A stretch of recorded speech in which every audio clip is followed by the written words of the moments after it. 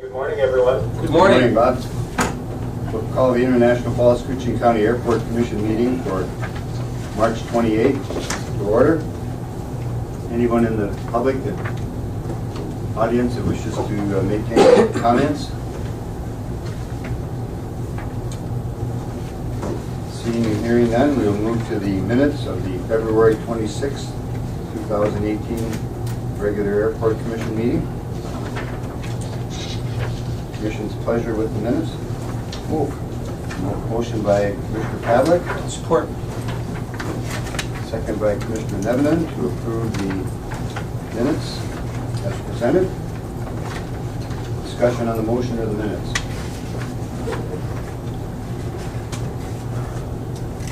Hearing none, the chair would call the question on the motion. All those in favor of the motion to approve the minutes signify by saying aye. Aye. Those opposed, same sign. Motion is carried. Minutes are approved. Thank you. Go to the financial statement. Those utilities that have been paid already are $8,661.85. We have Airport Commission operation claims of $48,589.50. And we have terminal project claims of $275,716. 16 cents. 16 cents. Thank you.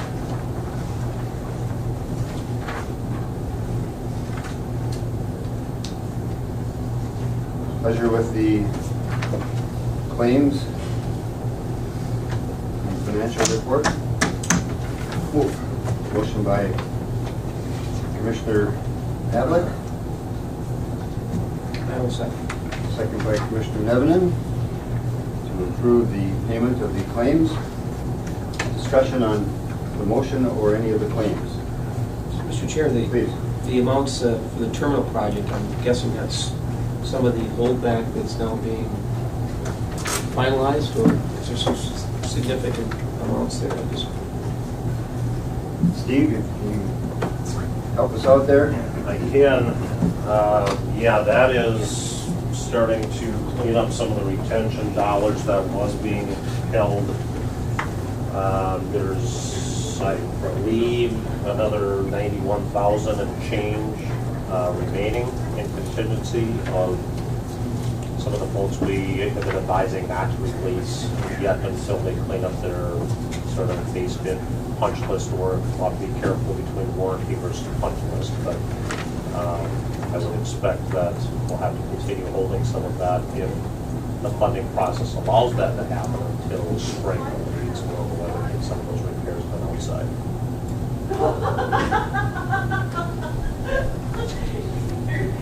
Very good. Further questions on the terminal or the operations claims?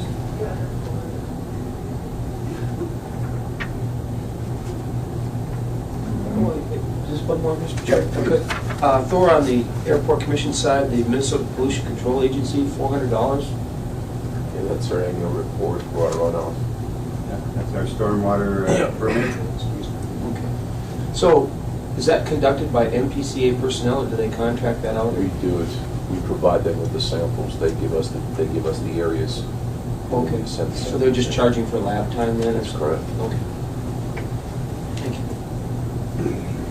And I know, maybe you want to get into this later, but I know that Ted Brokaw has had a number of items that he has been bringing to your attention. Steve, and you've been taking care of those. Work in process, absolutely. Yeah, we've got kind of the ongoing list of, using the facility now and tweaking and finding little parts and pieces that may need some adjustment or some repairs, correction. Again, some of that might be original punch list work, some of it is just sort of warranty and kind of getting used to the new steering wheel, if you will. Nothing unusual though?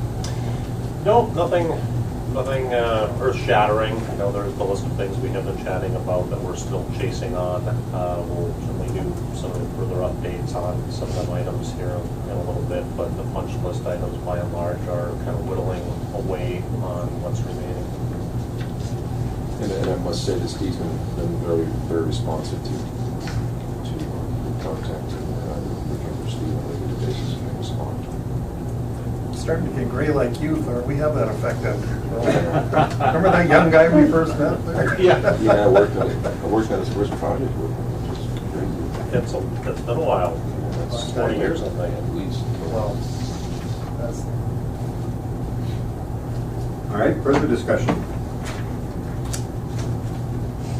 Not, the chair would then place the question on the approval of the claims and the financial statement. All those in favor signify by saying aye. Aye. Those opposed, same sign. Motion is carried and claims and financial statements are approved. We'll go to the engineer's report and phase one update. And Steve and Bob, you're on the line. Yep. So there's a couple things, well, I guess just one thing I want to discuss with the commission.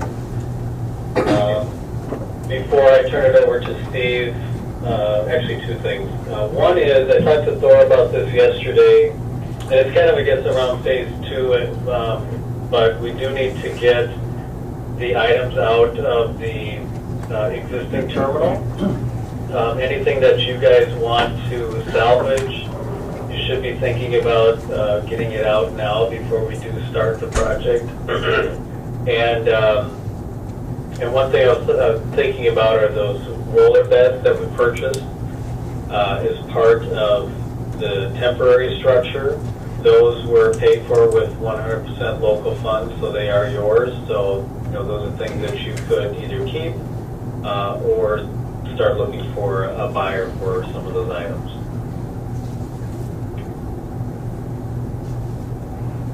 Any questions around that piece? I just want to be sure if we're in a position to declare that surplus, excuse me, surplus property, and do we have the FAA approval to go ahead and, if some of the FAA money was used, do we have to secure their approval before we sell? Well, that's a good question. I think what we should do is, if you guys could put together a list of the items that you would like to sell, and then we can run that by Tracy just to make sure that there's no federal funding in it.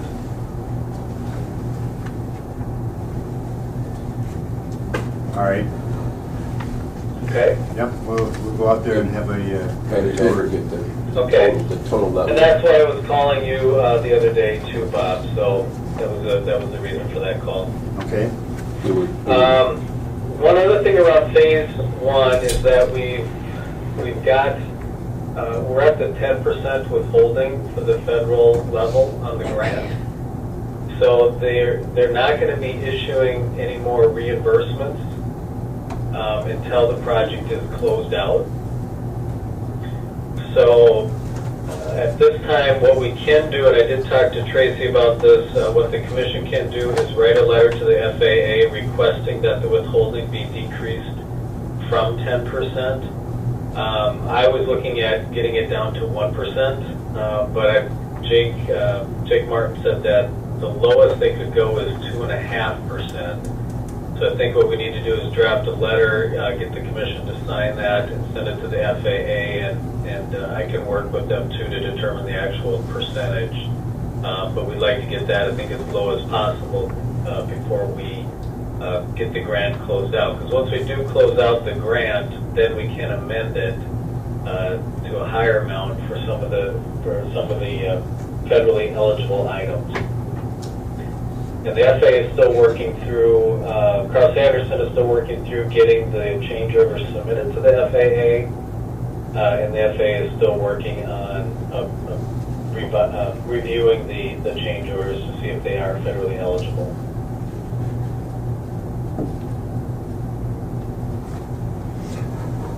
I think that also there's very minimal amount in the old terminal that was purchased through. Be very small, the vast majority of equipment pre-construction. Okay, so we'll go out there and set a date here in the next week and go out there and take a look at things. Yeah, And that's so- my knowledge as well. The only thing that we should have placed in there that was funded by the project, if you will, were those temporary roller beds. We can certainly find a value of that purchase for you. It's in the billing cycle somewhere. You know, maybe just decide that was paid for out of local funds, not FAA. Do what you want to do with it. Well, and I think there's also the whole temporary structure that was put up. Right. So that, all of those items are typically not funded by bond funds or by federal funds. So if you guys want to be, you know, taking that down and reusing that equipment or selling it, again, I think just make a list of the things that you want to, and we'll run it by Don and Tracy, just to make sure that everything it's okay to do that. And so the temporary, Those are the pieces that I think about. the temporary structure is not going to be used in phase 2? It is not. Okay. It was always slated to be actually tore down as part of phase 1. We decided to leave it in place for now and just tear it down as part of phase 2. The garage doors that were purchased for that, we could always inform the folks to turn those over, you know, to you, to the commission, prior to tear down, but the rest of it was slated just to be, you know, tore down and thrown in the dumpster, if you will, but anything that was just salvage. Since it was a temporary thing, I think Bob was correct, it's not eligible. Okay. Very good. I'll go out there and get a list together and Absolutely. get that to the commission. And then about the cash flow, is Tyra there today? Nope. She Okay. won't be back. Not sure what that, you know, being now that we are approving some payments, you're going to submit those for reimbursement, and I just want you to know that there won't be any more reimbursements on this project until the project's closed out. So that's why we're looking for a reduction in the federal withholding from the 10%. So do you have a copy of a letter or something that we can use to guide us? No, I think I may have one, or Benita may have one. I've never written one myself, but I have it in my head as to what I can write. So I could draft something up and send it up for you guys for signature. How quickly would we get a response on something like that? Is that really? I'm not sure. It's the FAA. I don't know that they can make the decision right there. I think they do have to run it up to the region. Well, Bob, of course, you know, the sooner we can get that information, the better, because if it does come to the point where we're gonna need to put some money, you know, up front here to cash flow, we need to know that sooner than better. Hey, Wade, it happens at the ADO level. They can turn it around pretty quickly. They can. Yeah, they used to have a person, they're hiring her replacement now, but Tracy Headings, and she used to, as soon as she got direction from the program manager, she would allow it to go from 10% down to 2.5%. So I don't think it'd be a long wait. So you don't see that? Mm-mm. Okay. No, should be good. All right. Just don't want to have Jenny caught flat-footed there. All right. Further on phase 1. That's it for me on phase 1, other than Steve is going to go over punch list items and any other items that he would like to cover on phase 1. All right, Steve?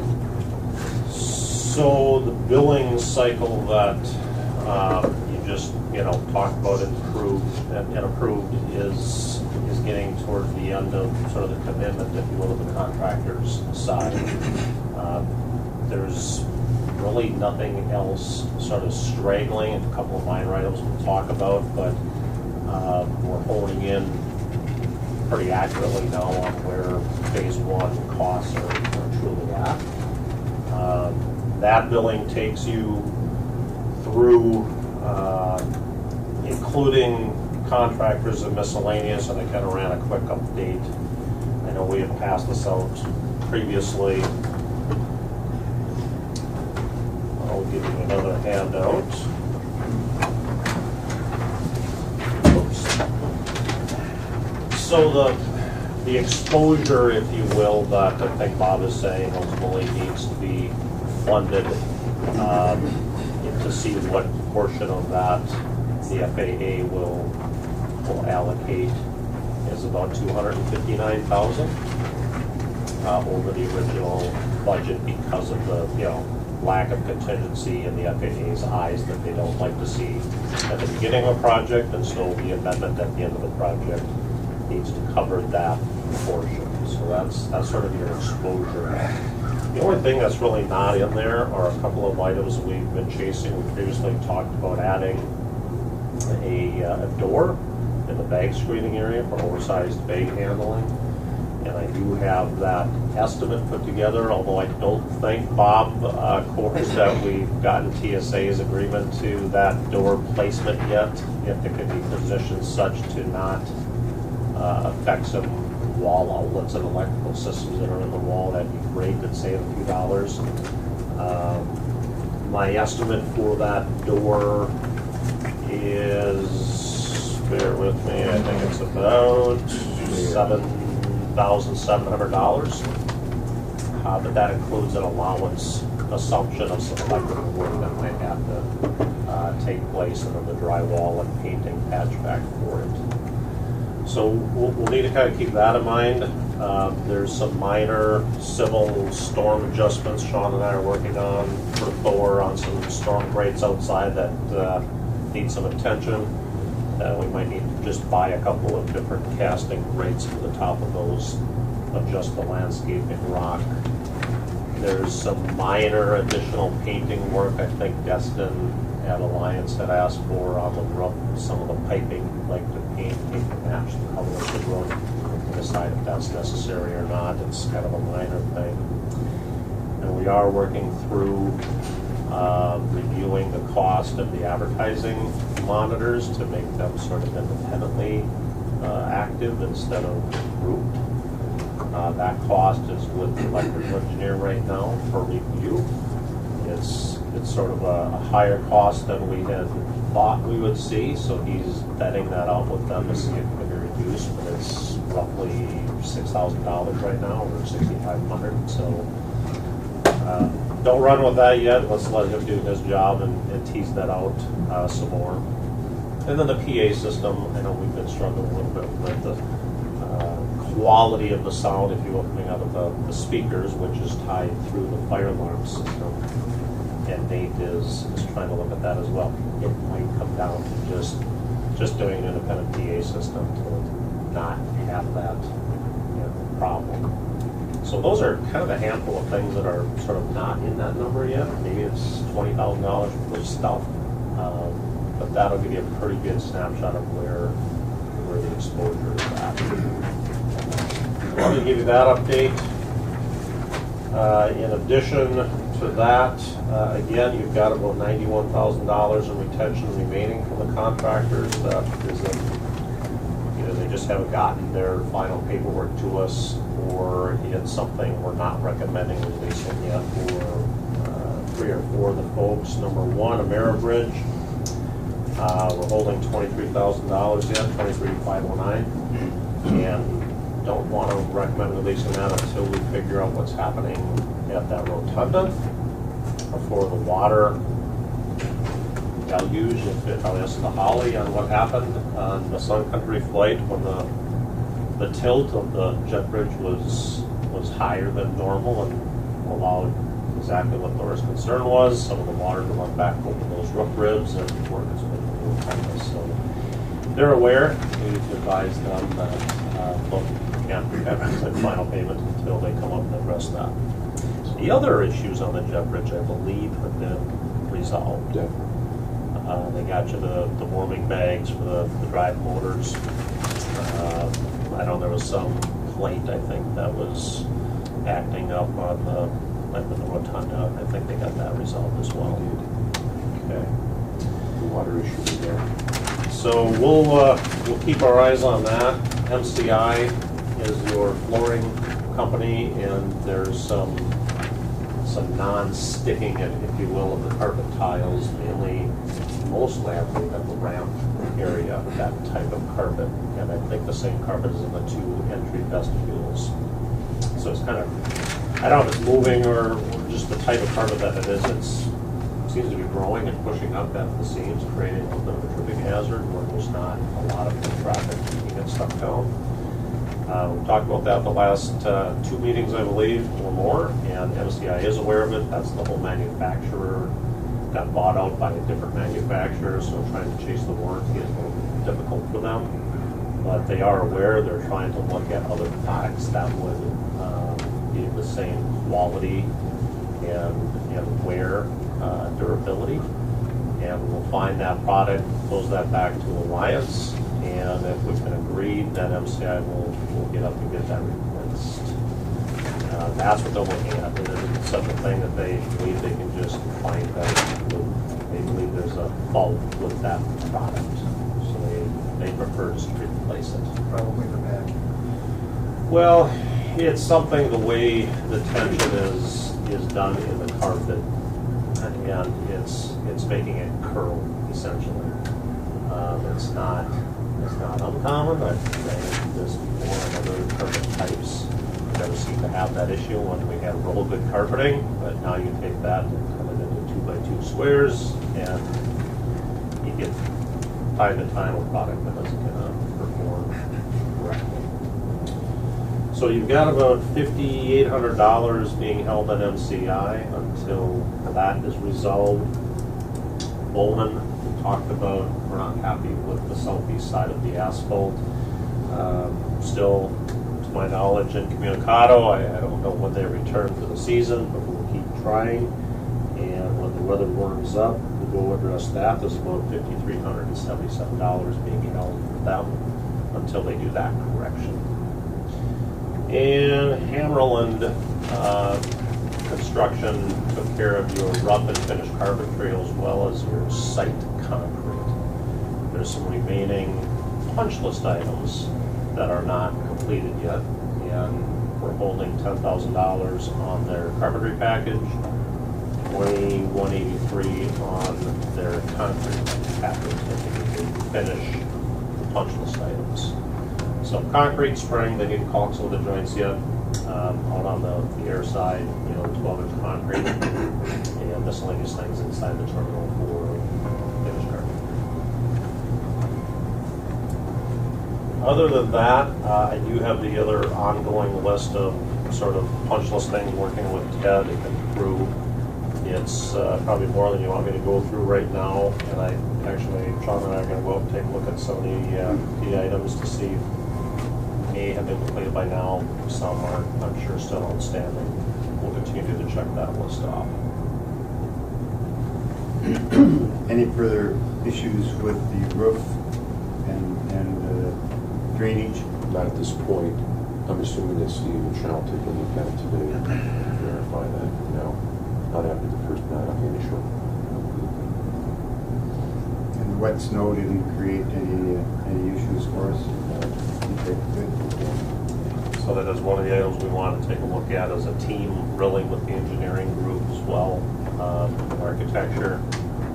Terry Marty from Range Cornice did come up and take a look at things. I think he and Jake took a look at some things, cleared away what he believes the primary issue was, is that snow and ice and melting, are coming down off of the main steel roof.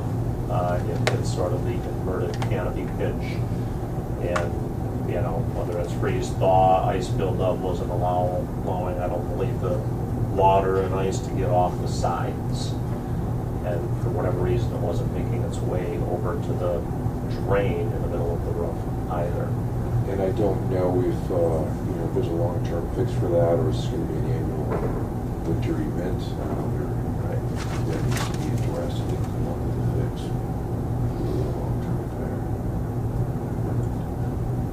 Yep. So that's a concern that is very valid, and part of why Bob and I and Destin need to get together and look at what exactly is happening together with Terry Marty Range. Beautiful wood structure. Water obviously is not a good thing. Nope, don't need those water stains. Okay, questions for Steve? I just have one, getting back to MCI. and the other issues aren't a public safety hazard, but when you have ground carpet like that, it is. You know, I'm just wondering, we shouldn't ask them to come up and do a temporary fix on at least the sections where that's happening. Depending, especially if it's gonna be a long time before we get it resolved. Very valid thought. I actually had the exact same notion this morning on the drive up, and knowing it is a safety concern, even if we had to find some rubber cement or something to stick down better for now temporarily, or just take those out and put another type in, and it may not be another color match or something, or at least it'll be safe. So Pat, I've been actually trying to get a hold of. He's in Florida this week on vacation, but he was kind enough to return some texts and said, yeah, he's chasing the manufacturer right now for that. But I agree. We'll try to get them up and take care of a temporary thing, and also it's not become a safety hazard and a legal issue. The toilet issue resolved? We're working on it right now. Dispute contacted Chad. Good. I think we're going to do a test one initially, make sure that it works, try it out for a little bit. If that works, then you'll know the rest can follow suit. And that was vetted, by the way, I believe, with the mechanical engineer, that by changing that diaphragm out to flush more water through does not impede the B3 compliance with the state of Minnesota. So you're okay from that standpoint. Very good. Using more water to use less water. Yep. It's the truth. That's classic. Yeah. All right.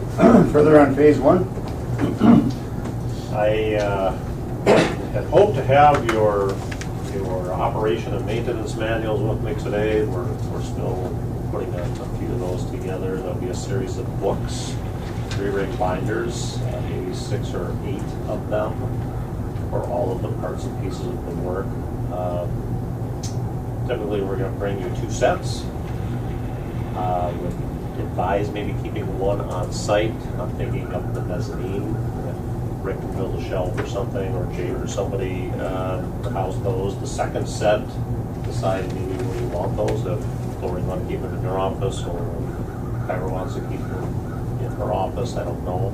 We'll also do an electronic copy of that for you.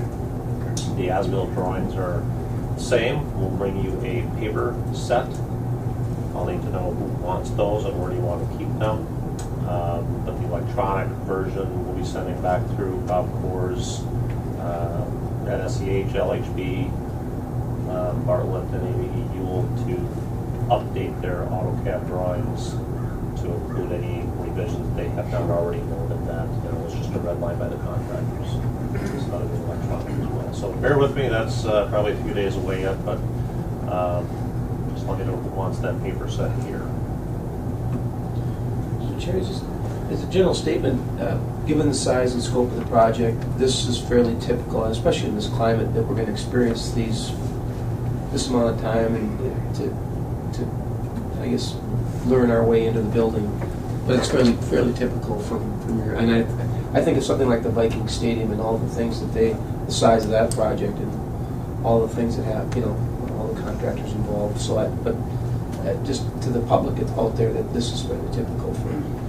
It is, yeah. I think we've talked about that in the past. It's not like we, spit out of a factory production line a new vehicle that's sort of had the testing and everything done. Although we test as we, get it fired up.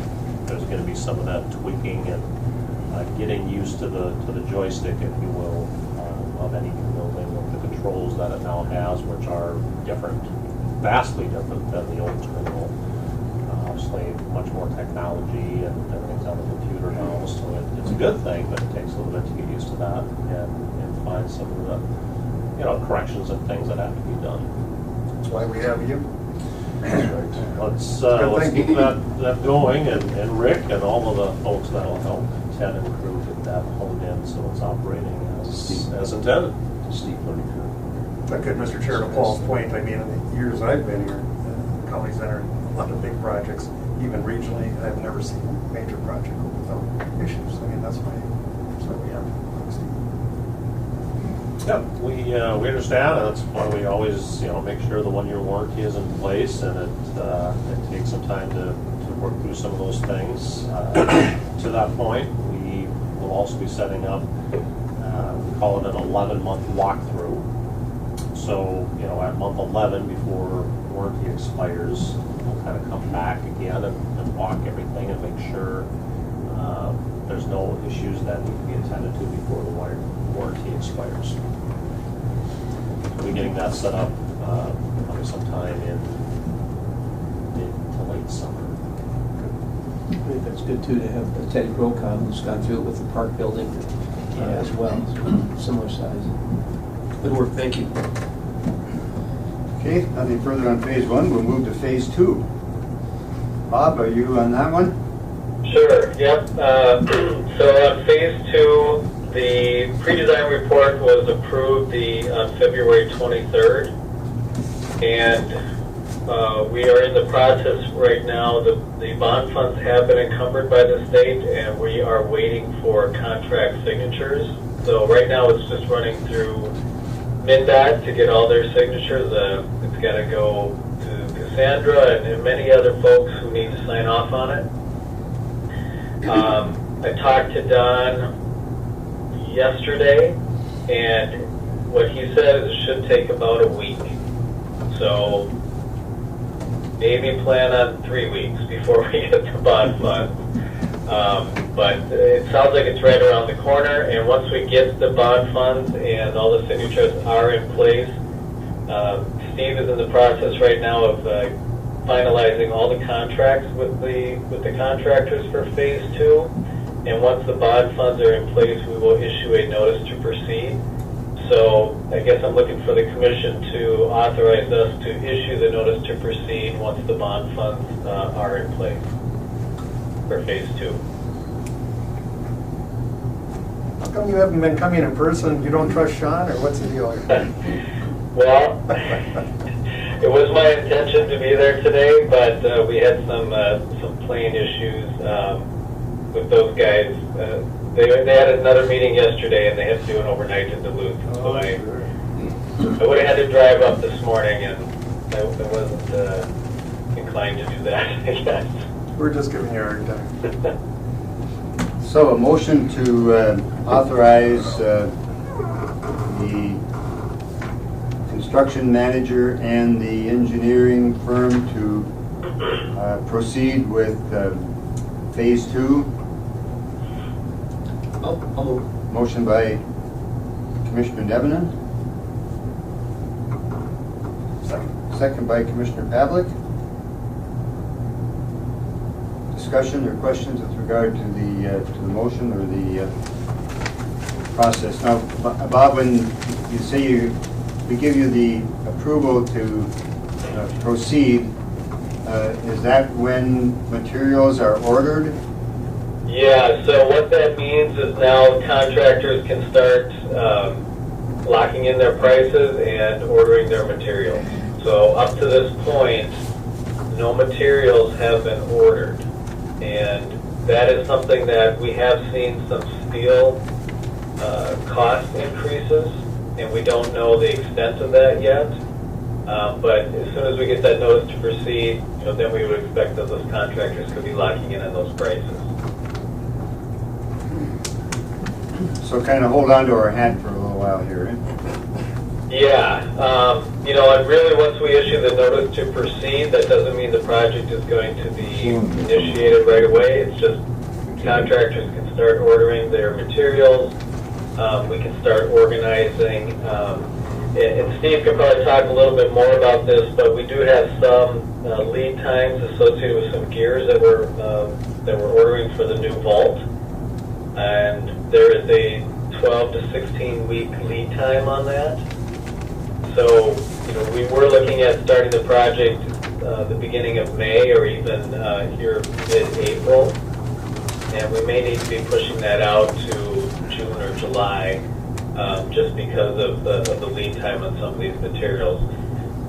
And we just can't do anything until we get those bond funds in place. Otherwise, it becomes what's called a 16A violation with MnDOT. And it's really on the MnDOT side that gets that violation, not International Falls.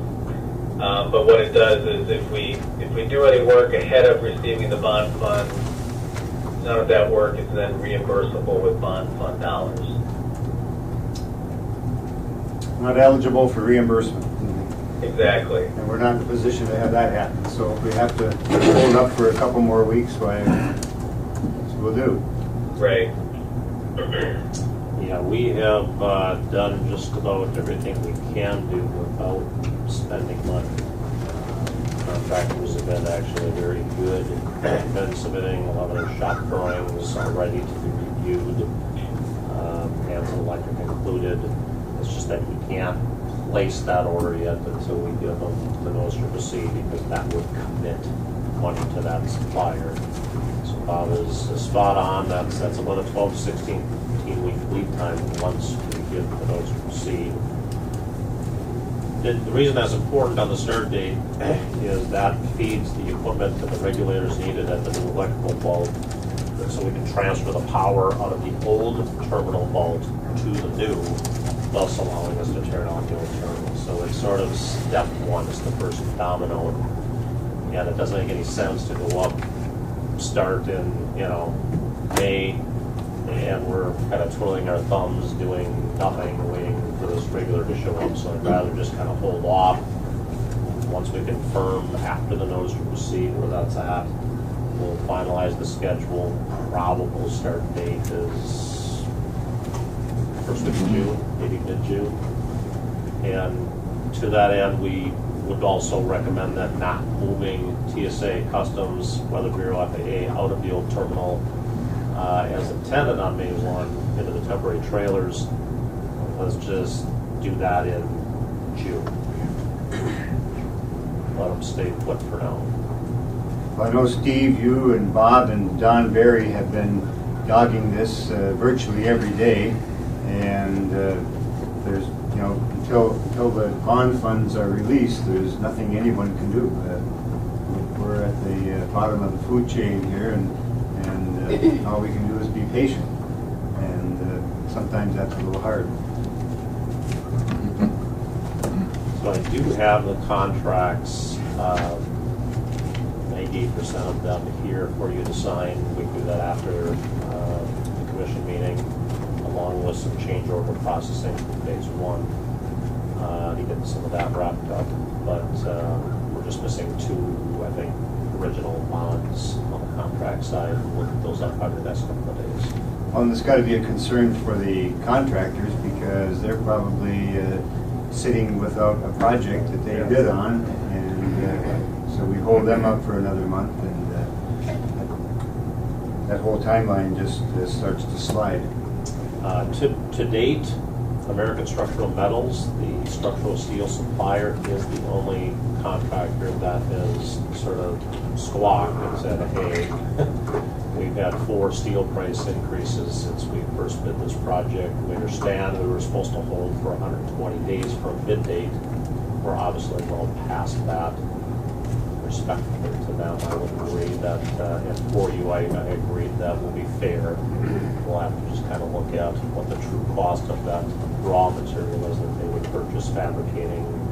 By and large, stays the same, but it's that raw steel pricing that's affecting them. Well, and in order to be eligible for reimbursement, we just gotta do what we gotta do here. All right, further questions with regard to the notice to proceed being given to the construction manager and the engineering firm? Hearing none, the chair would call the question on that motion. All those in favor of the motion signify by saying aye. Aye. Those opposed, same sign. Motion is carried, and notice to proceed is approved. Further on phase 2. Just to let you know, we are reinitiating calls with Customs, TSA, GSA, and the Weather Bureau, just to let them know where everything is. And again, once we get that notice to proceed, I think that will help everybody get in line on the project, and with this 12 to 16 week lead time, we should be in a good spot to get everybody moved out in a good manner. All right, Thor and I will get together and go out and visit the old terminal and see what we can find out there that needs to be salvaged or listed as a surplus item. Okay. Very good. And that's all I have on phase 2. Steve, do you have anything else you want to add? Nothing further, no sir.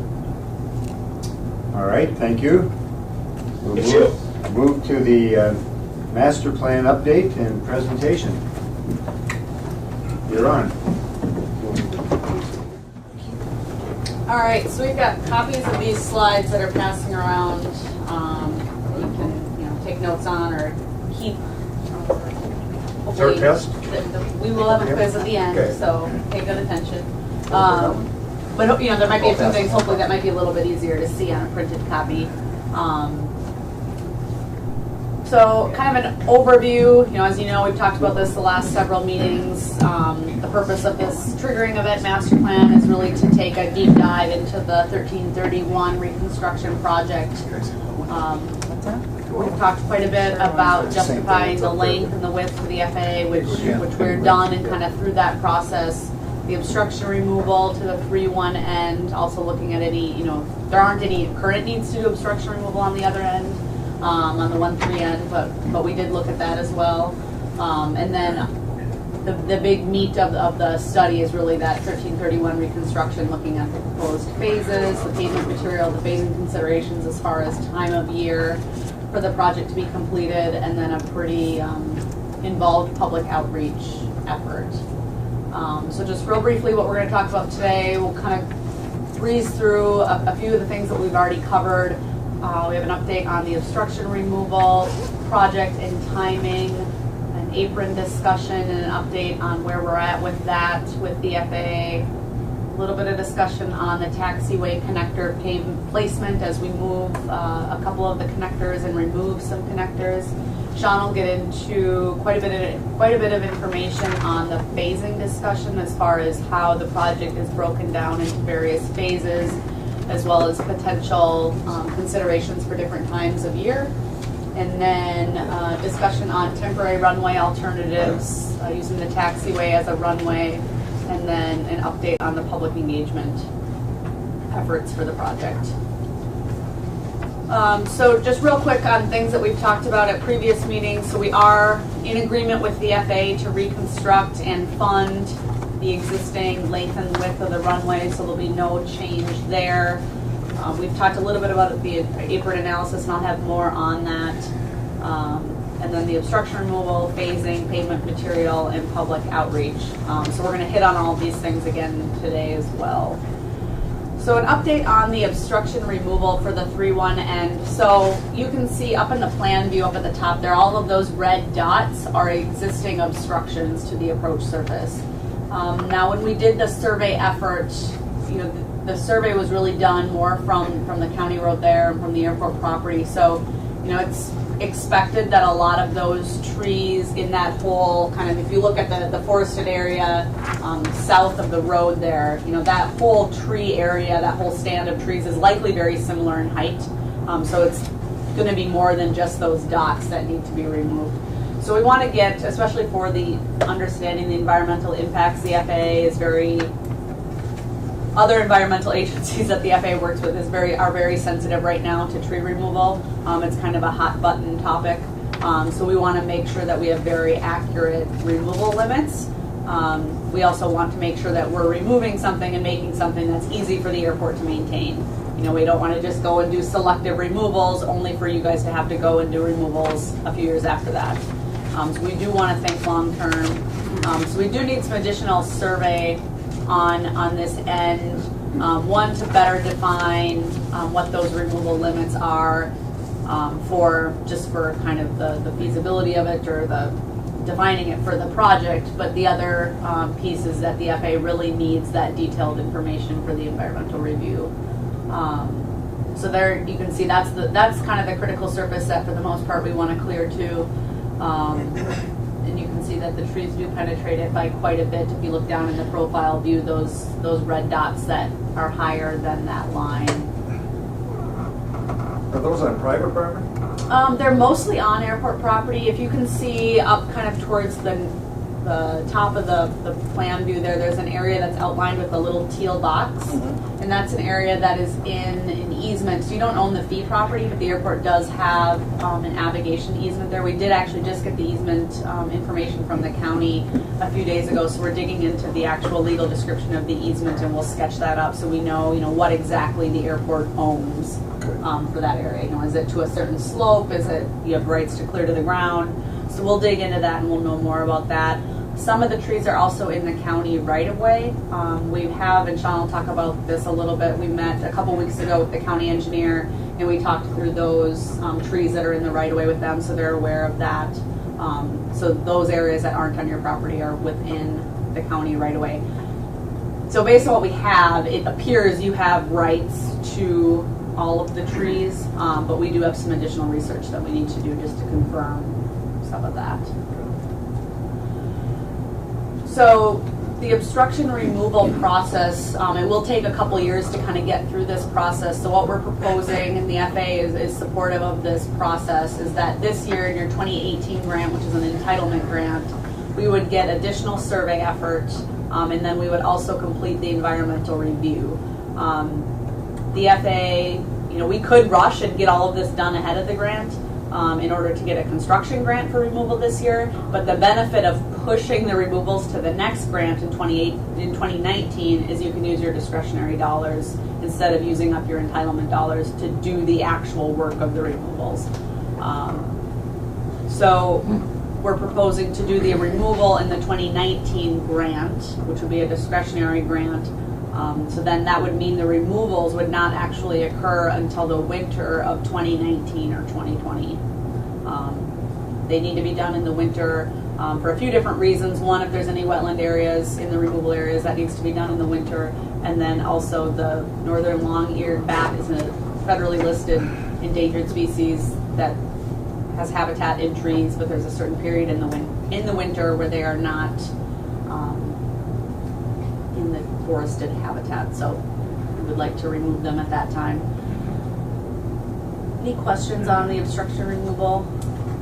When it comes to trees, as I recall, there can't be stumps either. We ran into that issue in one of our other runway projects many years ago.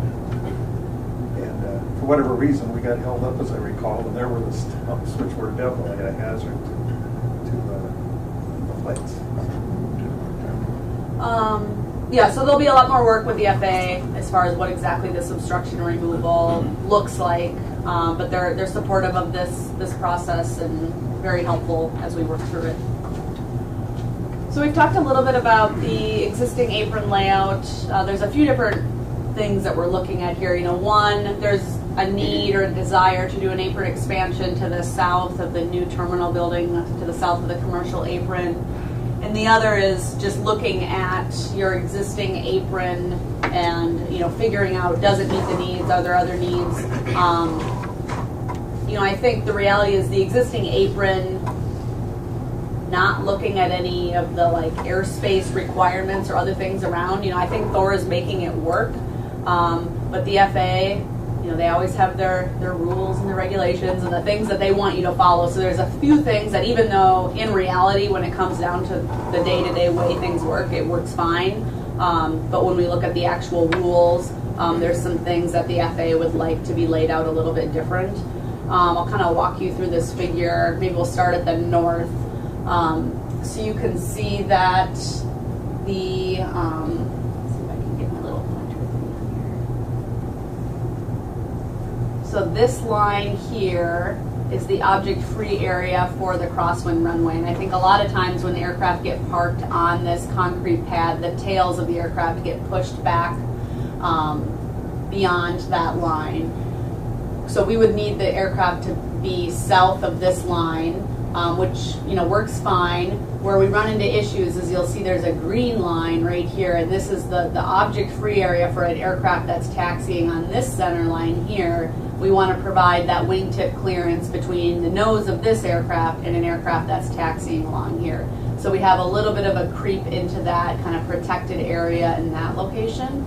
You'll also notice that the customs parking circle here also kind of creeps into that, if you will, kind of clear corridor for aircraft to taxi through that area. Another thing to notice, there's this diagonal line here. This is the runway visibility zone. It's kind of an area when you have two intersecting runways kind of in the middle of the airport where you want to have clear view. So if you're at this point on the runway, you want to be able to see the crosswind here, and you want to be able to see it here. So the FAA would not like any objects to be inside of this area. So an aircraft parked here would potentially obstruct the view of a pilot between, the different points on the two runways. As we move further south, the area here obviously is just taken up with the turning movements of an aircraft coming in and out of the terminal or area. So there's not a whole lot of area for aircraft to park. So what we've shown with this drawing to the FAA is that there really isn't a whole lot of standard parking for those larger general aviation jet aircraft right now on the apron. If we park any up here, there's potential issues with this corridor. And then this location here, although there could be an option to just shift that customs circle south, that's really not like a great long-term parking spot for an aircraft because we want to keep that open for any customs aircraft that are coming in. So what we worked on is just kind of an apron redesign and how we could shift things around a little bit differently in the layout. So we know that this concrete pad up here to the north really doesn't work all that well. So we've taken most of the parking spots out of that apron. There's some to the east of it here that can be used for kind of more of a King Air type sized aircraft, not any real larger jets, but the smaller, larger twin turboprop type aircraft would fit there. So instead now we're going to have like a longer corridor for that commercial aircraft to come in and make the turn, and they'll come straight down here to the terminal. But what that does is it now provides 3 parking locations for a larger general aviation jet. So all 3 of these locations would fit a jet that's really on the larger size of what you typically see come in here.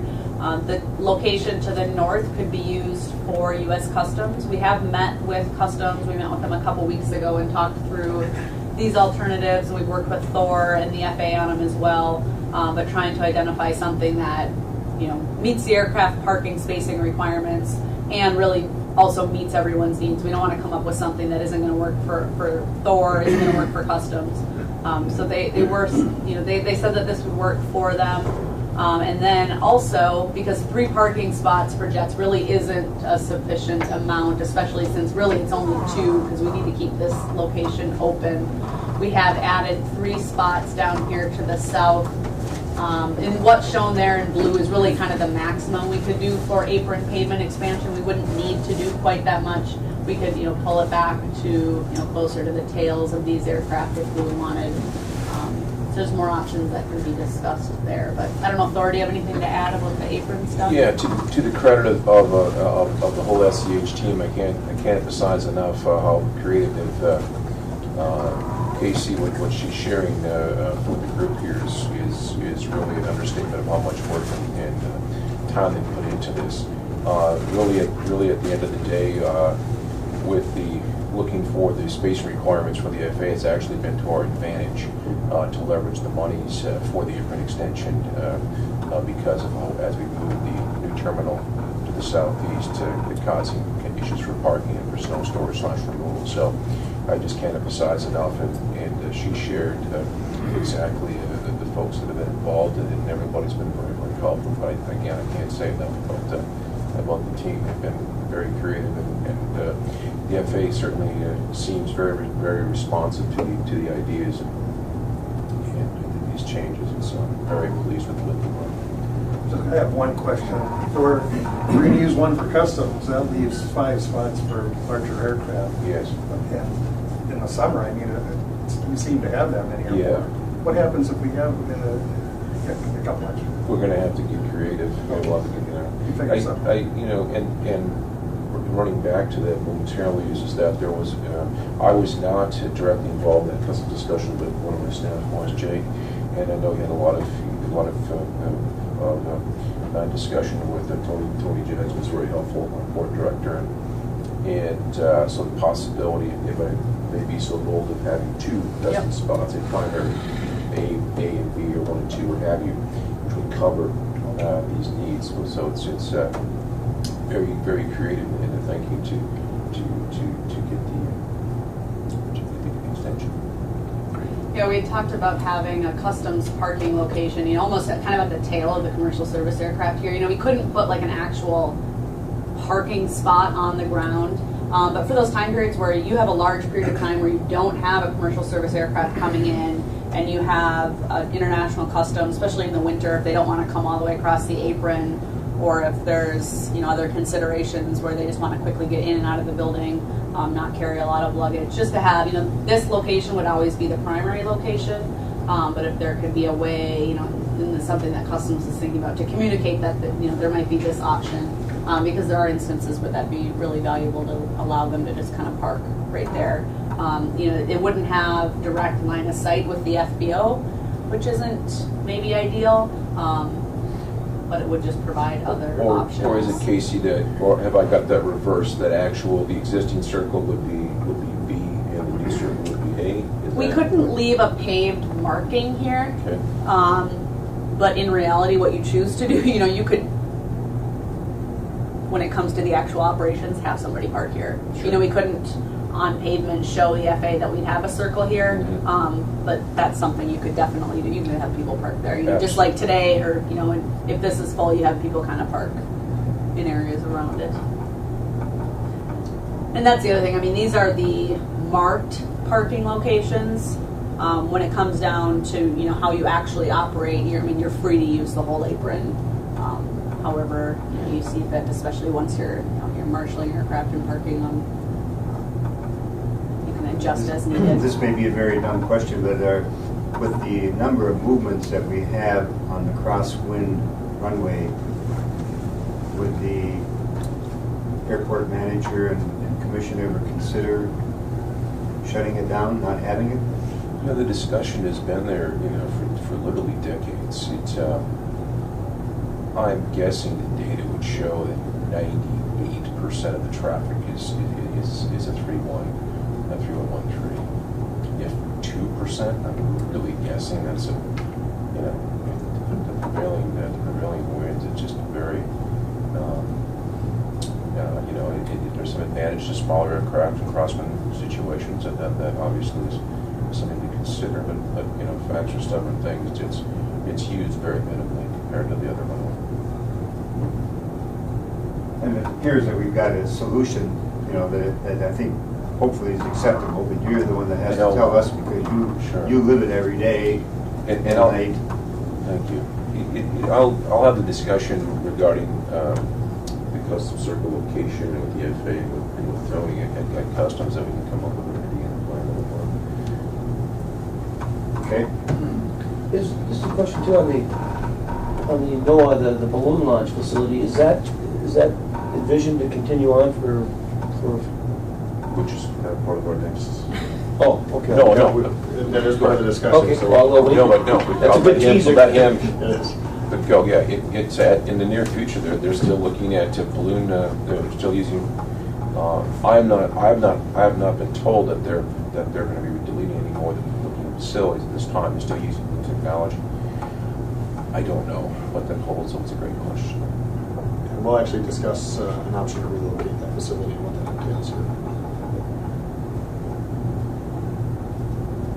All right. Well, another thing that we've been looking at is with Taxiway Bravo and Alpha 4 going away, we do need to replace at least one connector up to the north.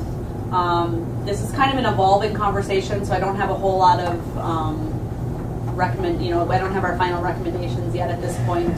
The conversation began with deleting these two taxi lanes or taxiways and adding one of these options, one of these colored options up here the conversation is evolving a little bit with the FAA, looking at options to potentially shift Alpha 5 to the south and shift one of the southern connectors a little to the north. Really looking at the taxiway connector system more holistically for especially the smaller aircraft, and what can we do with those connector locations to prevent them from needing to cross the crosswind runway to get to a connector when they're coming from both directions. So it's a little bit of an evolving conversation. Just I guess the update is that we're still looking at different options with the FAA and Thor, and we'll probably have more on the taxiway connector location discussion at the next meeting. With that, I think I'll turn it over to Sean for the next piece. Sure. So we discussed the existing pavement at the last meeting, and so you can see some of the facts about the two different typical sections that we have. The north 2/3 approximately is obviously older. It's that full pavement, bituminous pavement section, so quite a bit of bituminous that's going to need to be removed. With those thicker sections, you see the large cracking and the raveling, and that's actually what's driving this study, is the replacement of that north 6,500 feet. The south 900 feet is part of that runway extension in 2006. It's in good condition. So we're not really focusing on this portion of the pavement. It's going to be part of the plan, but reconstruction of this area will be forecasted for 5+ years out. As that pavement condition deteriorates, we'll monitor that reconstruction date. So there's no sense replacing good pavement is the takeaway. So we've discussed some just very high-level phasing alternatives, and I'm hoping to get into more detailed phasing alternatives here in a moment. So you can see that the phase 1, in this again, this is just high level, where we chose the north end, 1,000 feet to be phase 1. That leaves approximately 1,000 feet for a safety area, and then that leaves 5,400 feet for a displaced runway 1-3. And that allows, that meets the needs as stated by SkyWest. So that's kind of driving what that distance, or how that distance works in there. So phase 1 would be 1 construction year, followed by phase 2, which is the center section, which obviously has a great impact to the airport, both through airport operations and commercial service. So we're going to look at different alternatives for that. And then finally, that phase 3 section, we shortened to 900 feet. Just to match the existing extension and how that works. So again, the whole, it's kind of flipped from phase 1, where you have the 1,000 foot safety area as a displaced threshold, and then you have your 5,000, in this case 5,500 feet available to meet SkyWest needs. So we'd only shut down in phase 2. Correct. Yep. You'll have operable runway 1331 for phases 1 and 3, albeit it'll be shortened. So we'll talk a little bit about the types of material. We've been working through that discussion at the previous meetings, as well as with the FAA. A lot of discussion on time of year, and then our different phasing alternatives. So we've worked with Thor and just had, I think, good discussions on the type of material. We've done cost analysis, like we showed the last time. That was kind of a wash. We did the life cycle cost analysis, where you're looking at a 50-year span, and you weigh downtimes and material costs, upfront costs. So what we found is that the concrete cost is about the same as the bituminous costs, and what that means is that it comes down to the preference of the airport and different factors that you value. Some things to consider are initial upfront cost. So if you go with concrete, you're going to have a higher upfront cost, which means a higher local share immediately. Over the next 50 years, you're not going to see that cost again, so you're going to be paying up front. Bituminous, you'll have that lower cost, which might be more appetizing at this point. Another item is just duration of construction. So concrete, there's just more steps to the process. You have to wait for the concrete to cure. There's another, the prep work just takes so much longer. So you're adding probably 2 to 3 weeks to the construction process to do concrete. And when you look at that center section, the 3 weeks can be pretty critical. Any questions on this before I've gotten a feel from talking to Thor, and I think just the feeling from other commission members as we've had the meetings. Do you have any questions on the different types of material? How about The the repair of both materials, which one repairs less costly and less time? So- Because every year we spend anywhere from 100 to 200,000 on runway repair. Correct. What you'll see is with concrete pavement is that's going to last much longer duration-wise, but you're also not going to see a lot of the maintenance activities that you would with bituminous pavement. You're going to see some cracking and concrete corner repairs and spalling that you'll have to repair, but it won't be to the extent of bituminous pavement. You'll probably start seeing extensive repairs on a concrete runway maybe 10 to 15 years in. It wouldn't be that $200,000. You're probably looking at maybe $50,000 to $100,000 of spot repair. Bituminous pavement, its lifespan is approximately 20 years. So after about 5 years, you're going to start to see cracking. 10 years, you're looking at probably more an extensive rehabilitation, not a maintenance operation, which would be like crack sealing or potentially a fog seal to help rejuvenate the pavement.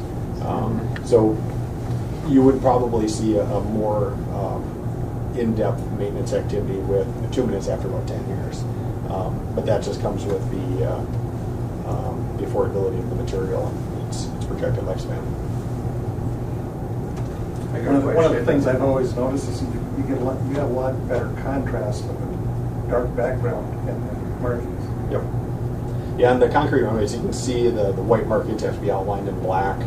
And sometimes, you can get asphalt pavement or bituminous pavement that has that lighter color, even as it oxidizes over time, that you have to go back and outline those markings with black to make them kind of jump out and stand out.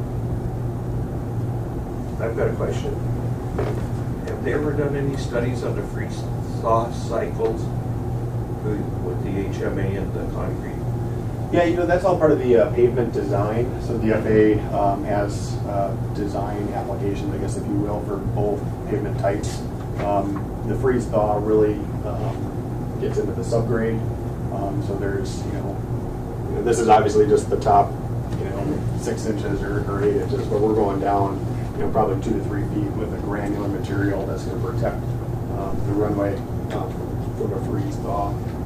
There is drain tile out there now, but the drainage improvements really helps with any sort of heaving or any sort of cracking that you're going to see. So all these improvements will be part of the project, but there has been quite a bit of research done. But I think both materials are suitable for design for this. There's not one that's preferred over the other as long as the subgrade is constructed correctly. The FAA doesn't have any preference one way or the other, they just don't care. If the cost analysis came back with a resounding answer, they'd probably push you towards one way or the other. But since it's it's kind of built that way, and I think the county engineer probably can attest. There's quite a marketing effort on both the associations for concrete and bituminous to try to get more work, and they've done research to show that they're pretty much equal. So it's that's why you'll see portions of a highway done in bituminous, portions done in concrete. They just battle it out to try to get more contracts and get MnDOT to go one way or the other. Thor, didn't Koch Industries put down some material as kind of a test basis a few years ago, wasn't that? Yeah, we've been a guinea pig for a variety of those tests in the past. What Koch is making the elasticity basically of the asphalt for those severe temperatures that we encounter here. It was some of the comments was pretty interesting. And we have also had sensors in the runway from expansion and contraction computers sensing, and they've never seen. They told us numerous times that the level of expansion and contraction, and due to our due to the wetland situation per se, that just the freeze and thaw cycle is quite excessive. So. Definitely have looked at that. The one thing that Sean, if I may jump in, that we discussed and everybody at the meetings has been very good and a lot of great input. From my perspective, I appreciate the longevity of the concrete. I definitely appreciate it very much. My concern is is that if we can't quote unquote stabilize it with absolute due respect to the SCH team, I have full confidence in their design abilities. Is that my concern is that if and when we do have some major expansion/contraction events, is that is it going to be a major issue to repair the concrete versus the asphalt? Is really, I think the timeliness, as Sean has alluded to, as the team has alluded to, is also a concern about the downtime of letting the concrete product set up. But again, I'm certainly open to any thoughts or suggestions. It's just historically, I think that it's unless something dramatically changes, and again, we realize that right now our most modern portion of the runway for modern design is 900 feet. And that's really that's the only one we have as a guinea pig, which is now 12 years old, correct? And to see what is had in that 12-year time frame with the expansion/contraction with asphalt, at least we have some data for over 100 foot surface over 12 years, and maybe the indication will show you that the concrete would work. But again, my feeling is that I'm leaning towards an asphalt recommendation. One last question, just again, could you do this north and south ends bituminous and just do the center section concrete? Is that an option at all? It is. It's definitely an option. You'll have a transition. I think there's some concern with the way the subgrade reacts to each material type, just having a different. It's not uncommon. A lot of times you'll see, we have an asphalt runway and a concrete runway that intersect, so you'll have the different material type on the crossroad type. I don't know, Benita, if you have anything to add. Benita has a master's degree in bituminous coordinates, so if anybody wants to really get into the details. No, I think to Thor's point, probably with that more traditional pavement design at that south end that we did for the extension, I think we've seen it perform very well. 12 years, you look at Sean saying that 20 years is kind of average. All the reports that we get so far on that south end is that it's in good condition after 12. So roughly 2/3 the way through the life of that pavement, and it's performing quite well. And I think when it comes down to it, as far as one of the biggest advantages I see for asphalt over concrete, not just the cost, but how much quicker we get the project done. Obviously, keeping that runway, the downtime for that runway is critically important up here, and I think you get some significant advantages with doing the asphalt that way. Spreading the costs over the years also. Yeah, and the technology with asphalt and some of the mixed designs and the FAA specifications are so much better than they used to be. So you're seeing that pavement perform better than it ever used to. So, and I mean the same thing can be said for concrete, but I think some of those other benefits for asphalt are important in this area. See, Sean, the larger airports tend to have concrete. Is that because of the heavies? Or? I think there is some weight component to it, but the pavement design for bituminous pavement is going to be adequate for all the aircraft intended to use right now. So it's maybe for an MSP you'll see some larger weights. I don't know if there's a really component there. I think if you had repeated heavy traffic, you probably want maybe look at a more durable rigid pavement.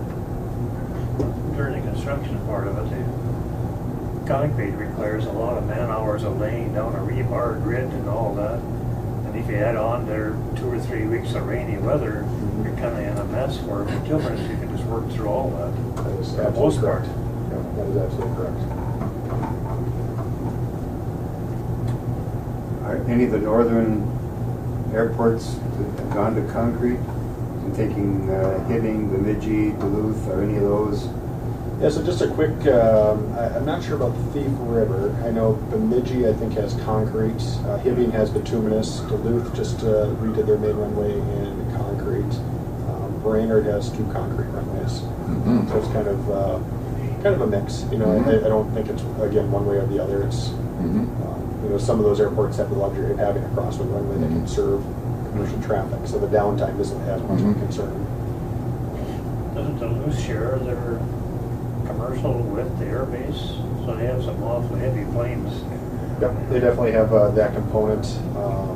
So, you know, the design that, you know, the civilian design actually needs to be the military design too. And for concrete too, we talked about grooves in the past, but it's grooves the entire surface, and is it perpendicular, or is it? It'd be perpendicular, yep, socket grooving, yeah, just saw there to help with friction and reduce hydroplaning, and helps out with drainage quite a bit as well. For either asphalt or concrete. Yep, both surfaces would be socket grooved. Oh, they, okay. Yep. Well, those got that one C-130 unit there, don't they? C-130? No, they're the C-130s are there quite often, but both the C-130s units are on the campus. Okay. They used to jump out of those when Would be a good airplane, I don't know why you do such thing. yeah, that was crazy. Man. But, you know, this has been a great conversation. We learned something about Benita we didn't know. Sorry, there. Quite a background. Yeah, nerd. Any last minute thoughts on material type? You know, just from my perspective, I agree. The bituminous just feels better for all those reasons, including the huge upfront cost we have with concrete. At least speaking for the county, I think it'd be better for us if we could, you know, take it. Just from a maintenance perspective, does the bituminous tend to shed snow with the heat? Yeah. I would just think Definitely. better. Yeah, definitely solar collection of heat and energy, no question about Darker color. it. So, One thing we didn't mention is just the availability of contractors as well. I think we touched on that in the previous meeting. But, you know, there's probably 2 or 3 concrete companies that come up and do this. They're not from the area. We have 3 or 4 in the area, bituminous contractors that would really come in and I think could expedite the schedule a lot more efficiently than a concrete company. And the other issue for our airport, of course, is downtime, and I mean, that weighs into the decision too, I would think, because we want to keep it as short as possible. Still have a quality project. One more question here. Will the weight bearing capacity of both the concrete thing be the same? It will. Yep, so it's all designed based on the intended forecast of users. So we take a projected aircraft, they're going to use that, and then design the pavement section. You know, so there's an equivalent between the section as there would be in a concrete section. You know, the thicknesses might vary, but they're going to accommodate the same aircraft. And will the grooving, like is the bituminous down as it approaches the end of its life, does the grooving, you know, get less and less, whereas it would last much longer in the concrete? I don't know if there'd be much of a difference. You know, Hibbing has a socket-grooved asphalt runway, and it's performing well. You know, you might see some, but you know, I think the biggest impact of the socket grooving is the snow plowing. And you're going to see that on the concrete runway as well. It's just as that plows, you apply the down pressure to get the ice off, and you kind of chip away at that socket grooves, but it holds up really well. Okay. Do we need a formal decision, or is it? I think we got enough feedback. Yeah. So another thing we wanted to study is the time of year of construction. We talked about this a little bit. We've enhanced our graphics from last month, added a few more dimensions. This is courtesy of Casey's planning group that put these together. So what we see is basically January through December, and we got just different measures that we wanted to look at on when road restrictions would be on, when the fishing opener is. We have temperature kind of highlighted on the left, and then precipitation on the right. So you see basically it gives you an idea of when you want to do this construction. With the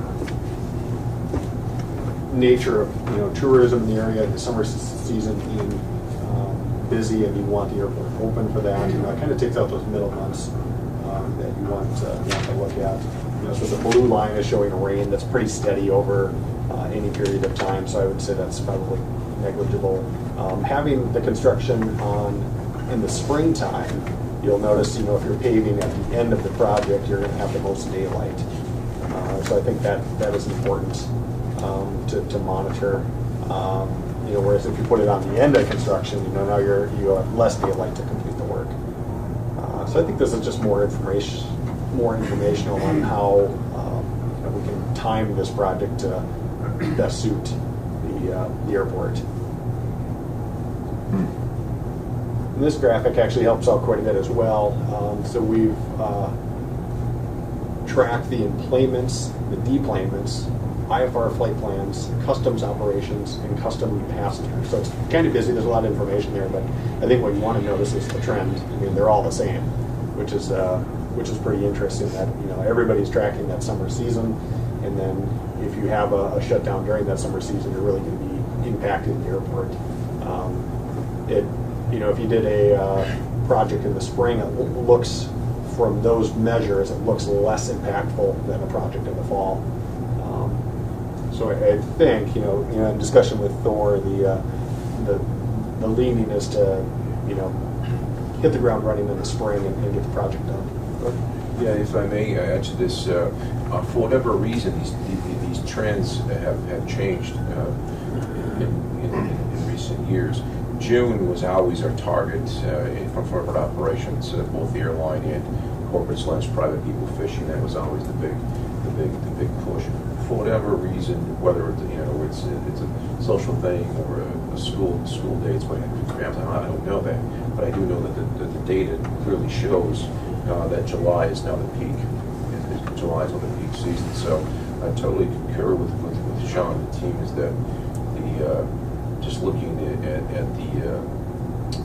at the construction phasing in time is that certainly the spring certainly looks like a better option for at least amount of impact, best case scenario for weather and sunlight. From a contractor's perspective, is frost an issue? It is, and I think that's one concern. We were able to meet with the county engineer, Joe, and we went through all our proposed plans and all reps, and I'll get to that in a moment, but it definitely is, and I think that kind of factors in. There would be some strategy on how we would store materials, so the way this, if we did spring construction, you're going to have a contract in place the year prior, so the contractor will know at the end of the season, the year prior, to pre-position equipment to stockpile material, and so there's some strategy there. And, talking to Jim, it sounds like the areas has quite a few all-weather roads that would be able to handle road restrictions fairly well. There might be some impacts here between the ability to pre-position equipment and use those all-weather roads. It should be minimal. Is this 2020? So we would be looking at, so the data is from 2017, I believe. I'm sorry, I meant the construction. Yep, so we'd be tracking getting the grant in 2019 with construction the spring of 2020. So the reason I'm asking is, this is the same time frame of a major reconstruction of Highway 53 corridor coming through town at the same time. Mm-hmm. I'm hoping the project don't run into each other with a shortage of subcontractors and materials and trucks and all of those things. That might be something to think about.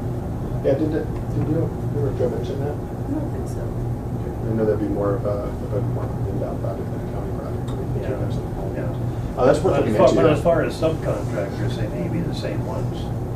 It's a MnDOT city project. Okay. Yeah, that would be significant. And, it actually, to your point though, it would actually work out well if this project's in May and June and that one's in July and August. Yeah, and then you've yeah. got a contractor on site, you're going to get a really good price for both projects. So it's We'll end up with a lot of interest, that's for sure, if you have two projects. Yeah, or is there a possibility that the effect possibly is the opposite, that wouldn't be a good thing? all depends on I don't know, I'm just guessing. What do you think the earliest, if you do a spring project, could we start in April? Yeah, so actually I reached Fair out out. to Dave Clement with KGM. He does work all throughout the area. He's based out of Ancora, which is just south of, I think, north of Cook, just a little ways southern. And he's done work at the Falls Airport, so he's a good resource. He was very helpful in just talking through some of these elements. He seemed okay with the idea of pre-positioned equipment. They have opportunities to use pits in the area. You know, he kind of helped out with timing and storage requirements. You'd have big contractors interested, KGM, Thorson for sure. Northland out of Duluth expressed interest, so I'm still waiting on a call with him. But to answer your question, the earliest that he wouldn't be comfortable starting, you know, I think there's always that risk of starting too early. You know, one of the first thing they have to do is reclaim the pavement, and that requires to be above freezing because it's water cooled and there's a water element to that. So if you're doing that below freezing, your equipment's in harm. So you can't start too early.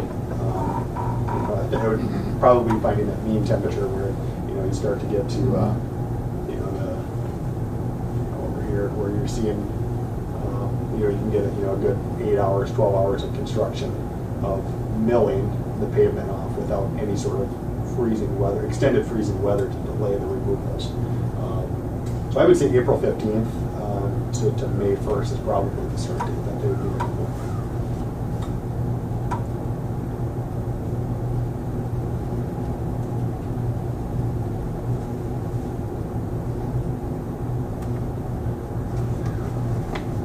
Any questions on the timing, spring or fall?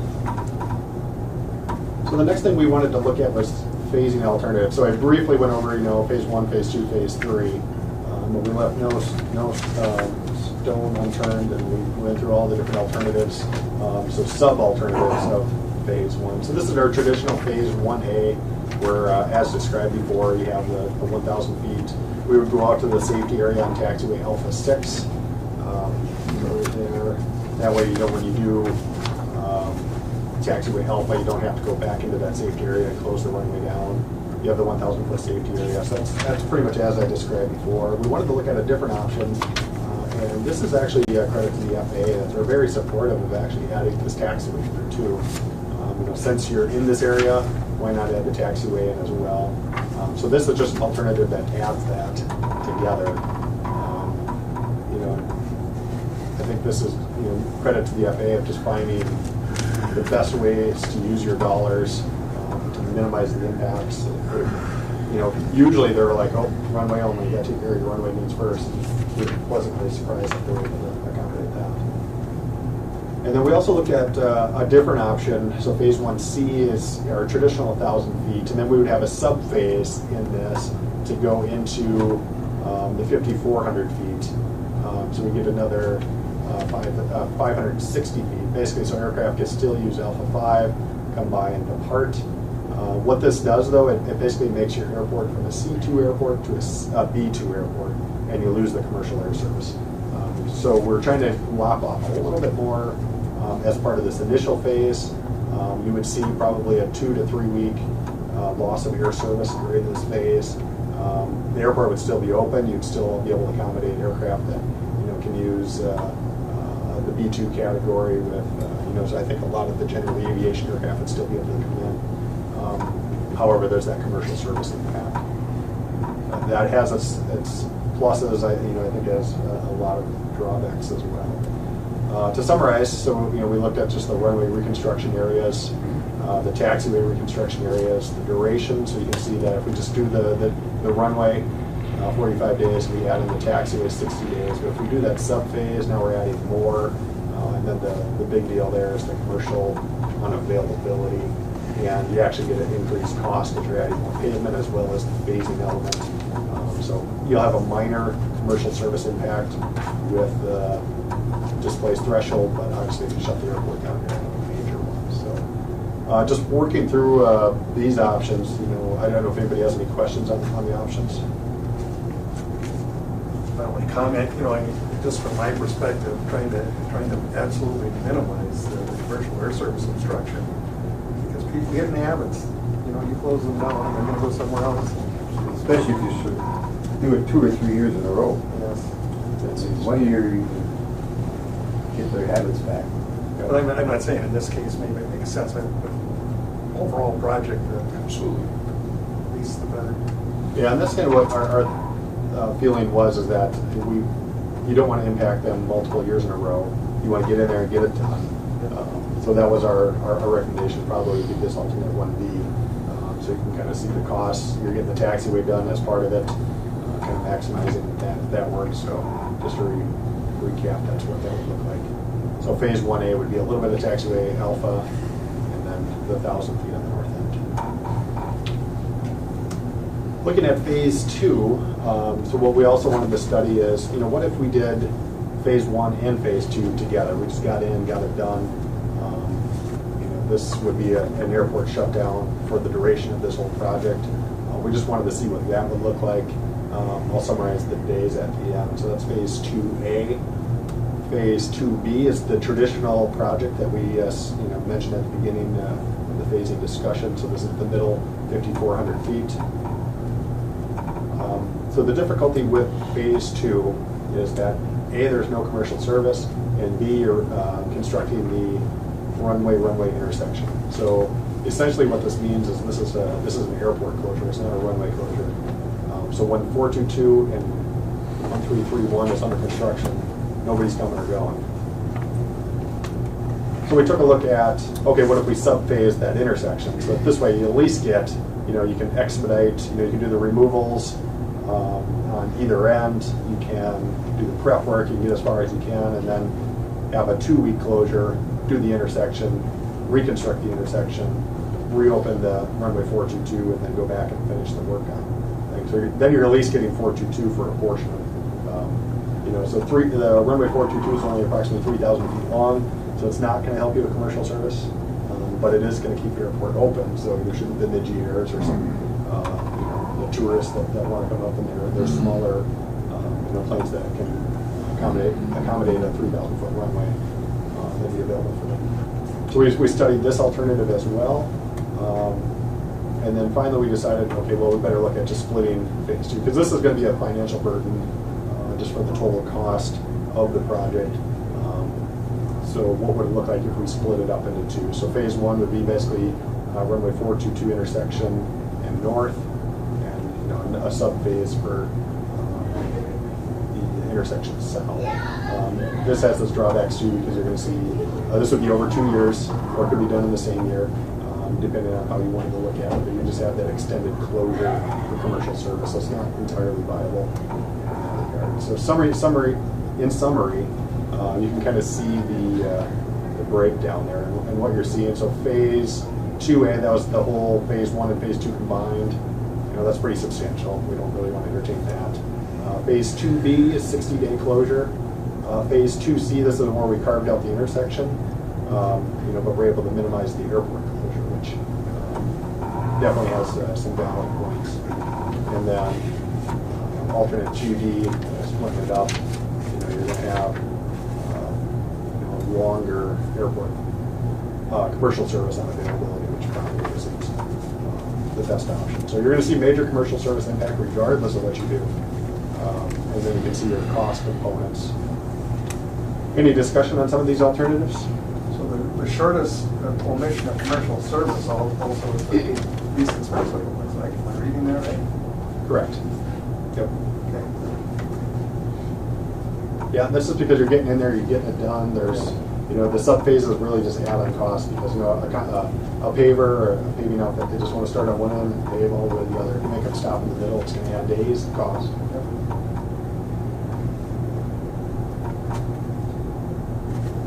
So I think this really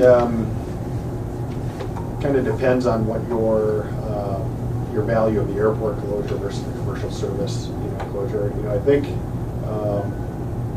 with 2B, 2C, they're pretty much the same. I think it's not adding all that much time. I think it's probably a discussion with Thor on do we want to get in and get it done, or do we want to get the airport operating again as soon as we can. I think also in regards to the concerns over the short runway of 3,000 feet, it's utilization other than, as you mentioned, Bemidji Airlines with UPS on a 5-day basis. I have full confidence that they could do the over the road for that time frame from Bemidji to National Falls. Having said that, really the effect of when and I totally agree with Wade, is that obviously the concern is the commercial commercial time down. And you can literally lump in really the ultimate usage and utility of the airport for all aircraft is right in that same. You know, if the airline, if you're at a minimal impact for the airline, the impact time for the airline will also be the major impact for the airport and the rest of the quote unquote significant aircraft. Every year, the 100 octane, the smaller aircraft are less and less.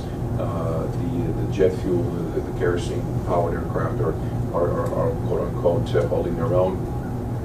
And so, you know, really the utility of the airport at the end of the day is literally based around if you're going to impact the airline, you're going to impact any other aircraft that really is making a significant impact. So it's just something to consider. One of the things that we discussed and still batting around is, you know, do you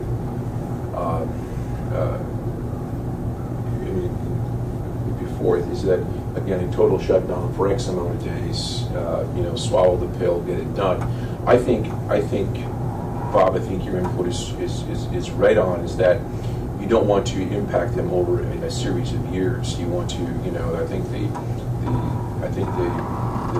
sharpest knife is the best surgical tool is that to get it done. However, whatever direction that the commission decides to go, you know, I just can't emphasize enough that really if the usage of the airport is really it's a 1-for-1 ratio. Whether it's the airline or the corporate traffic, they're attached. They're together. So. Well, I think Commissioner Pavlik is right on. I think if we can keep it to 60 days, if we can start on April 15th and have it done by June 15th, that would certainly be, you know, and then because we're going to be on bended knee to the FAA, you know, using discretionary money, they're going to be looking to try to keep that cost down. If they can save $1 million here or $1 million there, that's going to be significant. You know, the other thing, we'll be talking about it later, but I'm looking at those employments and they're going the right direction. I don't want to do anything to disrupt that. We got to minimize that in every way we can. And if there's a way to, because as you get into the end of May and beginning of June, you're getting plenty of daylight, as your other graph showed. If we can run 16, 18-hour day or something, or you know, whatever it might take, we can cut 4 or 5 days off of this, we'll take it. Thor, just accommodating some of the regular users this time frame, is Fort Francis an option for like Menards or some of those folks that are here kind of during the closure? It is not, because okay. They're very limited on their runway surfaces. They're really subpar. They don't have the system for funding as we do in the United States.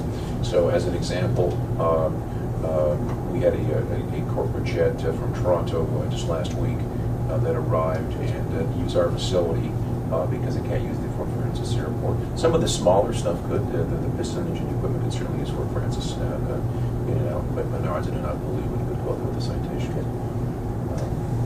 I'm thinking too of the city's project, and maybe there would be an opportunity for us, you know, to get Joe involved and have an influence on the timing of that project, so that it works in the best interest of the community here.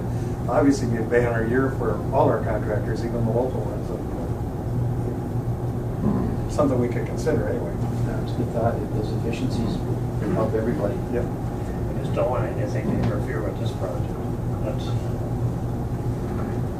I think as we get into the public messaging, and Casey's going to cover a little bit of that, that's actually the the message that you deliver. Obviously, this is a huge impact, and that shouldn't be diminished in any way. But you also have to look at that there's a substantial economic benefit for the jobs that are going to be encountered for the project, as well as this, as Casey puts on a lot of her public engagement documents, revitalization. You're going to be set for 20 years after the runway's done, the taxiway's done, you got the terminal. It's that's the message. Yes, there is an impact, but we have a lot of good things that with this too. When do these decision points have to be made? I would say by the time you wrap up your report, I don't know, Casey, timing? Yeah, I think, we'll be wrapping up this triggering event master plan by, at some point in the summer. And I think, the commission could have a recommendation that will include, but, as you're considering each phase and the design and bid through the years of each phase, I think everything can be reconsidered kind of within each phase. I don't know, does that sound? Yeah, absolutely. So, none of the decisions or recommendations that the commission would have included in this planning document, they're not final. Things can, whether it be time of year phasing, because stuff can always change. There might be other factors that would, come up in the future that may, make you reconsider decisions or recommendations that were made in the planning phase, so. You guys did a great job laying this out for us. Steve and I could understand it. And I'm so comfortable because we've got a doctor in bituminous. Nothing can go wrong I'm sorry, here. but Look what you got. I'm just kidding. Well, one thing we did want to explore, maybe before we talk about this any further, is, so that was the summary option. We wanted to look at a temporary runway. So we've talked about this a little bit, just to explore it. So we could use, in theory, we could use taxiway Alpha as a runway. So our initial study was just small aircraft, A1, B1 aircraft. Obviously, wouldn't accommodate commercial service. We most likely can get 3,000 by 75 feet on the taxiway, so it's doable. So this is obviously a viable option. You have the taxiway A network that's there. You can kind of see how it would be laid out. So you'd have this safety area here, so you'd have to make sure that that's taken care of and clear. But you have approximately 3,000 feet and there's the terminal. So it's, it would allow the smaller aircraft to keep using the airport during construction. We'd have some impacts. Right now we're predicting our badge plant to be right here, so we'd have to find a new home for that. It's viable. Well, inflation. Remind us again, the B1 is what this type of aircraft?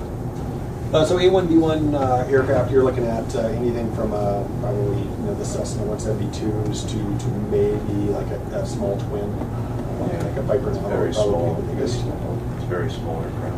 What is the width of the taxiway? 60, but we would do 75. Yep. Yeah, there would be some sort of a expansion on there. 60? Yeah. Okay. Yeah.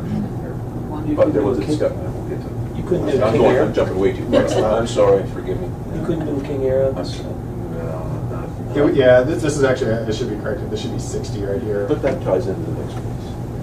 I think a King Air 90 would actually fall into this grouping. I think that's a B1. It's rated I don't know if limitation. any would actually. And it'd be strictly, Choose to, it'd be non-precision approaches to pure VFR. You're so restricted. You're so limited. Once you. But I'm sorry. Go ahead. Yeah, so there's benefits. There's obviously added risk to doing something like this because you're going to have construction traffic now and a runway that isn't the normal pattern at the airport. But this has been done, so I mean, it's not unusual. So maybe before we get too far into this, this is where our meeting at the FAA got derailed. You had a 5-hour special? It was a great meeting. It was only 4:40. We were always under the impression that the FAA wanted the runway done first, and that was their emphasis. And the FAA's best interest, for you guys, what they told us to study was essentially C2 aircraft or a C2 runway, temporary runway on taxiway Alpha. So now we're getting to a very large temporary runway, 5,400 feet by 100 feet. This would allow commercial service if SkyWest is agreeable to operating under these conditions. You would have you wouldn't have great instrument approaches. You would have probably circular minimums, 501 mile approximately. There would be substantial work that would need to be done to make this happen, to include removing the weather facility, balloon facility, and constructing. It's really hard to tell from this diagram here, but the taxiway that you're authorized to build is essentially 50 feet with 20-foot shoulders, and then we have to offset that to stay clear of these hangars. So what that would entail is constructing 20 feet of additional pavement the whole length of the runway, temporarily, and then it would be removed. There would be substantial environmental impacts because you're essentially, you have to grade out to the RSA to make sure it's safe, so a lot of the ditches are going to have to be filled, which would require most likely an environmental assessment. And it would be in the FAA's eyes, a temporary impact, which does make the permitting process a lot easier because we could put the ditches back when we're done, but it would still require that EA regardless of if it's temporary or permanent.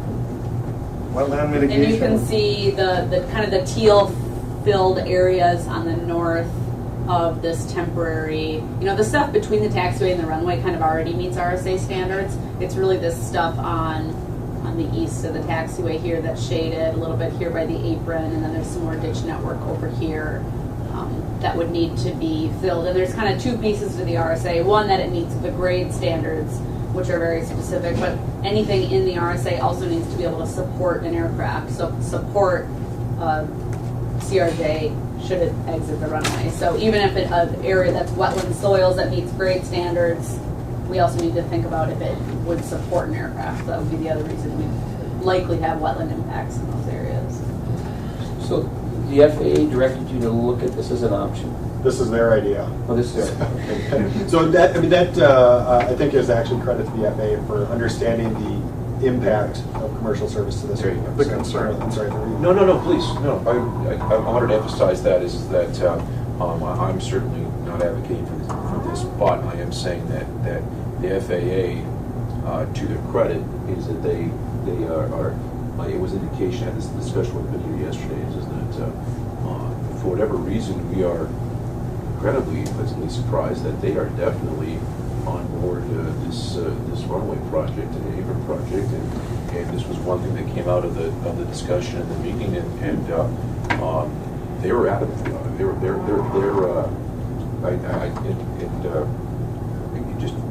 It's very nice. We're not used to this. It might be so. Go ahead. I have two questions. Wetland impacts and who would be responsible, because all the years Bob and I have been together, anytime we've worked on the side of the runway, we're into mitigation, at least since the wetland rules have come. And the other issue is if we did that, who's paying for it? So those are valid questions. Yeah. So the funding piece is really the struggle, because the FAA, they can only pay for something that you would have needed to do anyway. So the 80 feet of taxiway pavement, they'll pay for. That extra 20, the FAA cannot participate in. It's not that there's not other funding sources. We could look at MnDOT funding, we could look at bonding funding. So there's the 20 feet of pavement that we need, but then there's also all of the other things. The wetland impacts potentially would not be FAA eligible. Again, we could seek those other funding sources. There's some other things, maybe to walk through kind of some of the other impacts, and then we can talk about funding. So there's also would be some tree clearing. We don't have the areas well defined yet. We would need additional survey, but there would need to be some clearing kind of out on the north end, along the runway here, and then on the other end as well, there would be some tree clearing. Sean mentioned the balloon facility right now is in the RSA, so that would need to be relocated. It could be relocated just outside of it, closer to the road, and Sean has a little bit more details on that. There's some things from a kind of a standards perspective that the FAA needs to look into on their end. I think their gut feel is that maybe it would work, but they have a lot of questions that they need to reach out to the Part 139 cert inspector and others to see if there could be approvals on their end. So we're clearing the runway safety area, which is this blue line here, but we do have some non-standard things outside of that. And these are things that it's feasible to get approval in a temporary condition, but there's still questions. We're going to have an aircraft parked in the runway object-free area, where the CRJ would park at the terminal gate, as well as any other aircraft that Thor might have on the apron. We have some hangars that would be in that area over here as well. The whole concept that in reality, it doesn't show really well on here, but your apron is going to be kind of embedded in line with a runway. which really does introduce a lot of risk as you haven't, we've talked so much about removing these connectors in order to increase pilot situational awareness. But in this situation, we're gonna have a runway kind of right up into your apron area. And there's things we could do. We could paint temporary green islands to kind of create a visual separation between the apron area and the taxiway. So it's not that there's not mitigative measures that we can look at, but they're just things that the FAA would need to explore to see if they are able to kind of waive that standard for a temporary construction condition. We'd also need to talk a lot more with SkyWest to see their appetite for operating in these temporary conditions. It's definitely been done, and it's currently being done at other airports in the country, so there is potential for it, but just more conversations that we need to have about that. Yeah, this was all driven by Andy Peak. He's currently working out in Dickinson. And Casey showed an aerial comparing the two airports, and you guys are not Dickinson. So you have a lot more trees and a lot more stuff. If my memory serves me right, he used to work with the SCH, didn't he? Well, certainly, I think this has got some real potential. The cost of balloon launch might be a little bit off, but certainly would give us the flexibility of when we do the project. We could start in May 15th and go to July 15th, and you're going to have the maximum daylight. The SkyWest is going to be landing in daylight hours all the time. Only if there's a storm that comes in would they have to be diverted, so we wouldn't have to take and lose commercial service, which is a big one. I think it just depends. If we're able to save some money on the runway project, I don't know how much we would be looking to have to come up with locally. That would be probably one of the bigger factors. Local cost analysis. Yeah. Yeah, I think there's quite a few things, I think we call them like showstoppers. There's, SkyWest doesn't fly in or won't agree to this. Sure. It's kind of a... Yeah, they don't have a comfort level for landing there. Yeah. But, I don't know if we can even extend that out to, another 500 feet, so it's 5,900 feet or something like that, and get that done first, and then move into the runway. You might do the whole runway at one time. You might do the whole 6,500 feet, and not do it over a period of years. Now, whether there's discretionary funds to do that, but I think that it might make the project less expensive.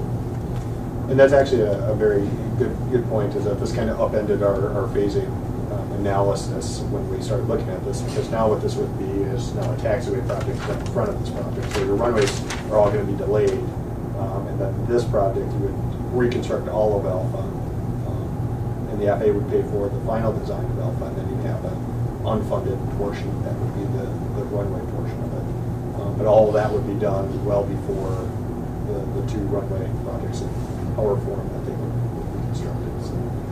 So I think what we're marching away with right now is to find out if this is at all viable, if there are any showstoppers that are going to keep us from implementing this, and then doing that cost analysis to find out what that difference in what the FAA is going to pay for and what you guys would be able to put for, and then if there's funding sources for that. And one comment about the weather balloon facility. So we did reach out to the National Weather Service, and they two different individuals. Tracy Smith reached out to a person, I think that's out of somewhere in the south. He kind of manages the facility, and they think they can relocate it for approximately $300,000. That was their number. The gentleman I talked to out of Duluth says that they just put in $150,000 worth of repairs in it a year or two ago. Basically the building's in rough shape. It was built in 1960. So it was in need of repair, and they just invested a bunch of money into it. So there's some consideration there, but they did not seem that it would be out of the question to move it. It would be a lot of work. It would take money and time, but it's doable. And I think if I may be so bold, I think that in the big picture of this possible taxiway / runway discussion, that'd be a really minimal impact compared to phasing into this. That makes sense. I think that I obviously have no hard data, I have no hard numbers, but I think that would be a pretty minimal. That's quote unquote, it's an easy one. We had to dig up local funds to replace the well. That's why we have that picture there, so that we would never forget. We're standing on the highest point in the airport, and that 1 acre costs us $20,000 to mitigate local dollars. And that's why I think that's another thing we need to look at. I mean, if we're talking that many feet for the length of that runway, we're talking several acres of impact. And if it's all wetland, then again, who's paying it? It becomes an issue. We're actually at a real disadvantage here because there's not a thing we can do without it that wetland. It's very true. Looks to me like you got more work. We do. More questions than answers at this. It's another great idea. And we'll get into the meetings, kind of at the end of the presentation, but we have a meeting in a couple weeks at McCoa, actually, a several-hour meeting kind of set aside with the FAA to sit down and dig specifically into this option. It kind of came up at our meeting last week, and we were kind of doing, it was kind of back of the napkin type planning and thought process, so we kind of have more of a workshop type meeting set up with them, so that there's definitely quite a bit more that needs to be vetted out. And we appreciate you looking at it. Well, we'll be down at McCoa. Thor, you'll be at Yeah, McCoa. we'll be at 9:30. So, Yeah. It really does hinge on SkyWest. and anyone else that wants to go to McCoa, Maybe this would be one to go to. If they don't go. it's in Duluth, so it's Oh, shorter than, yeah. yeah. When Well, is last it? year was Mankato. When is it? The 18th. That's again what that looks like, so. Any questions on phase 3? And this one's out there, and this is, as Casey mentioned, when you get to phase 3, there will be an engineer's design report that will reevaluate the planning document to make sure it's still what you want to do. We did, so we met with Joe Sutherland with the county and had a great discussion about just all around roads, talking about how we would access the site, different county projects that are going on, a whole list of things. He was very appreciative that we were able to fill him in on this project specifically and how it's impacting different county work. We're going to keep him in the loop on a lot of the developments going forward. Specifically, if we're bidding these projects, that's going to have an implication to his projects. And then also just, he's just curious on the design and how we're doing it as a fellow engineer. So we're going to keep him in the loop. But we did talk about just different locations. I didn't include the overall batch plant contractor storage location, but it appears, barring any sort of temporary runway, that this is the location that was preferred by both Thor and the contractor. And it just gives you a lot of options to get into the site. You can use the taxiway as a haul road. You can get down to here, or you can use this. I think I have another slide for this intersection. So same approach that we would use for phase 3 as well. So it's kind of a convenient site. Talking with KGM, that site is suitable for what they would need to do. If there's a concrete option, they're going to need a bigger area. They're going to need about 12 acres, so we'd have to look at a different site. But for bituminous, this would work just fine. I would just add a compliment to Joe there. He's a huge asset to the county. And we're fortunate. Absolutely. Also, we discussed the parallel taxiway project prior to using the taxiway as a runway. But I think the takeaway with this is we took a look at 3 different options for reconstructing the taxiway.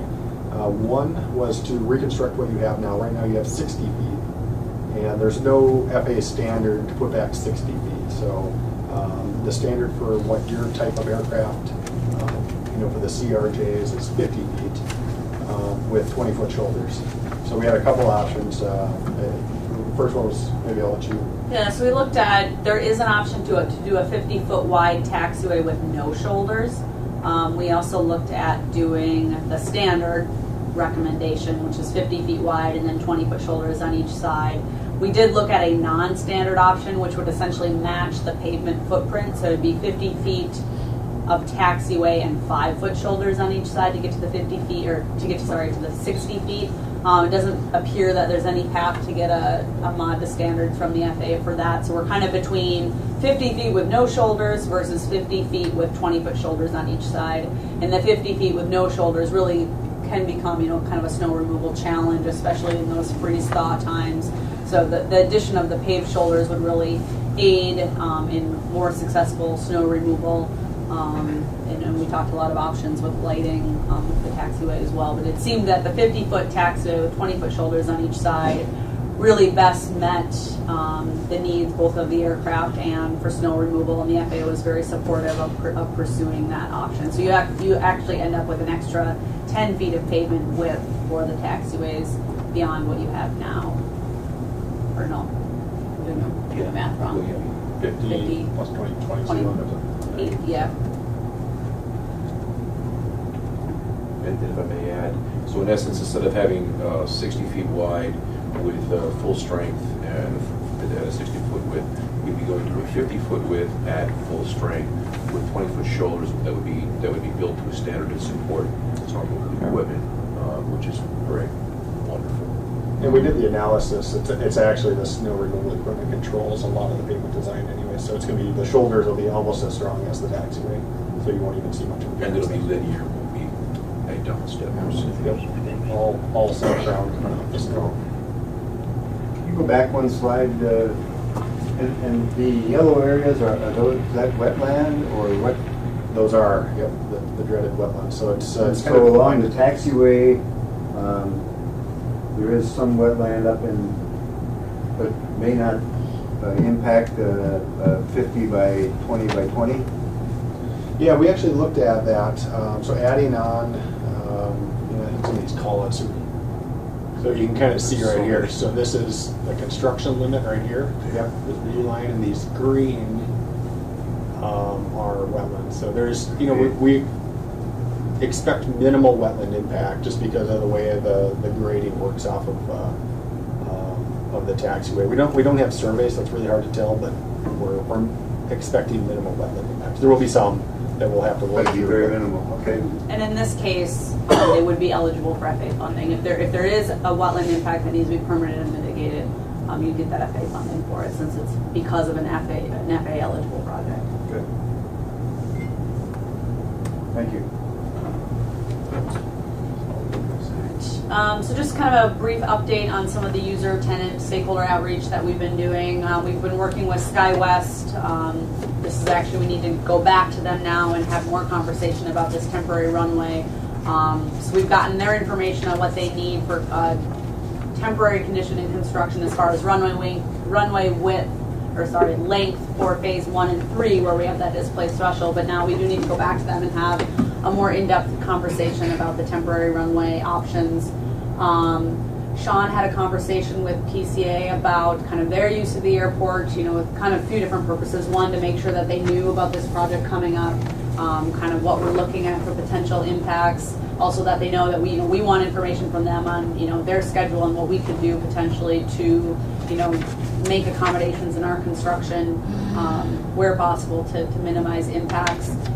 They do use the airport, obviously. They also, I guess their feedback was the current flight times are a little bit challenging for them and their specific needs of when they want people to come and go from the community. So they do, they use the airport, but they do also use Hibbing and Duluth as well. So while the airport closure would be an impact to them, they did say obviously that they could, they do have other options with Hibbing and Duluth that they could use. They said they appreciated the information as far as when construction may occur, when an airport closure may occur. They may or may not choose to coordinate a plant shutdown around that. There may not be enough value for them to shift anything, but they definitely said they wanted to continue to be in the loop as we continue to plan for construction. And was there anything else? No, that was really it. I think kind of the bigger question was those flight times. It was worry that I spoke to, and thank you for the contact, Bob. Yeah, I think it's just a challenge right now is to find that early morning time. What they would prefer is that early departure and the late return. I think that's just more of a SkyWest challenge that we, as the airport, have. Bob and I had a conversation once into one of the requirements of PCA was it's a full-service airport with regularly scheduled airline service, or you can't operate. So we always kept that in mind. One of the reasons we did this project. I think the other item is that if we were able to do the temporary taxiway runway piece, Ron knows probably better than any of us, there are times that they have to bring equipment in here because of failure of equipment in the plant, and if they can fly that in, it makes it much easier to accommodate the shutdowns that they have. And sometimes they're bringing materials from Europe and other places to keep the plant operating. If I may, one other component that I forgot to discuss with this is that as far as medevacs, as far as our ambulance out of the hospital, right now with the fixed wing assets versus the helicopter assets, it's probably about a 95% helicopter asset. That's just the way that is shaken out of the system. So really a minimal impact as far as the hospital / medevac flights, which is a great thing. On a rare occasion, a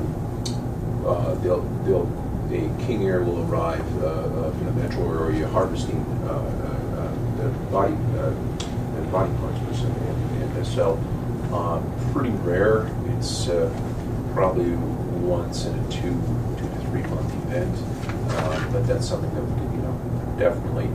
That may be something to look at to work with Canadian Customs, American Customs, and have the King Air asset used for Francis, Ontario in that merge situation possibly.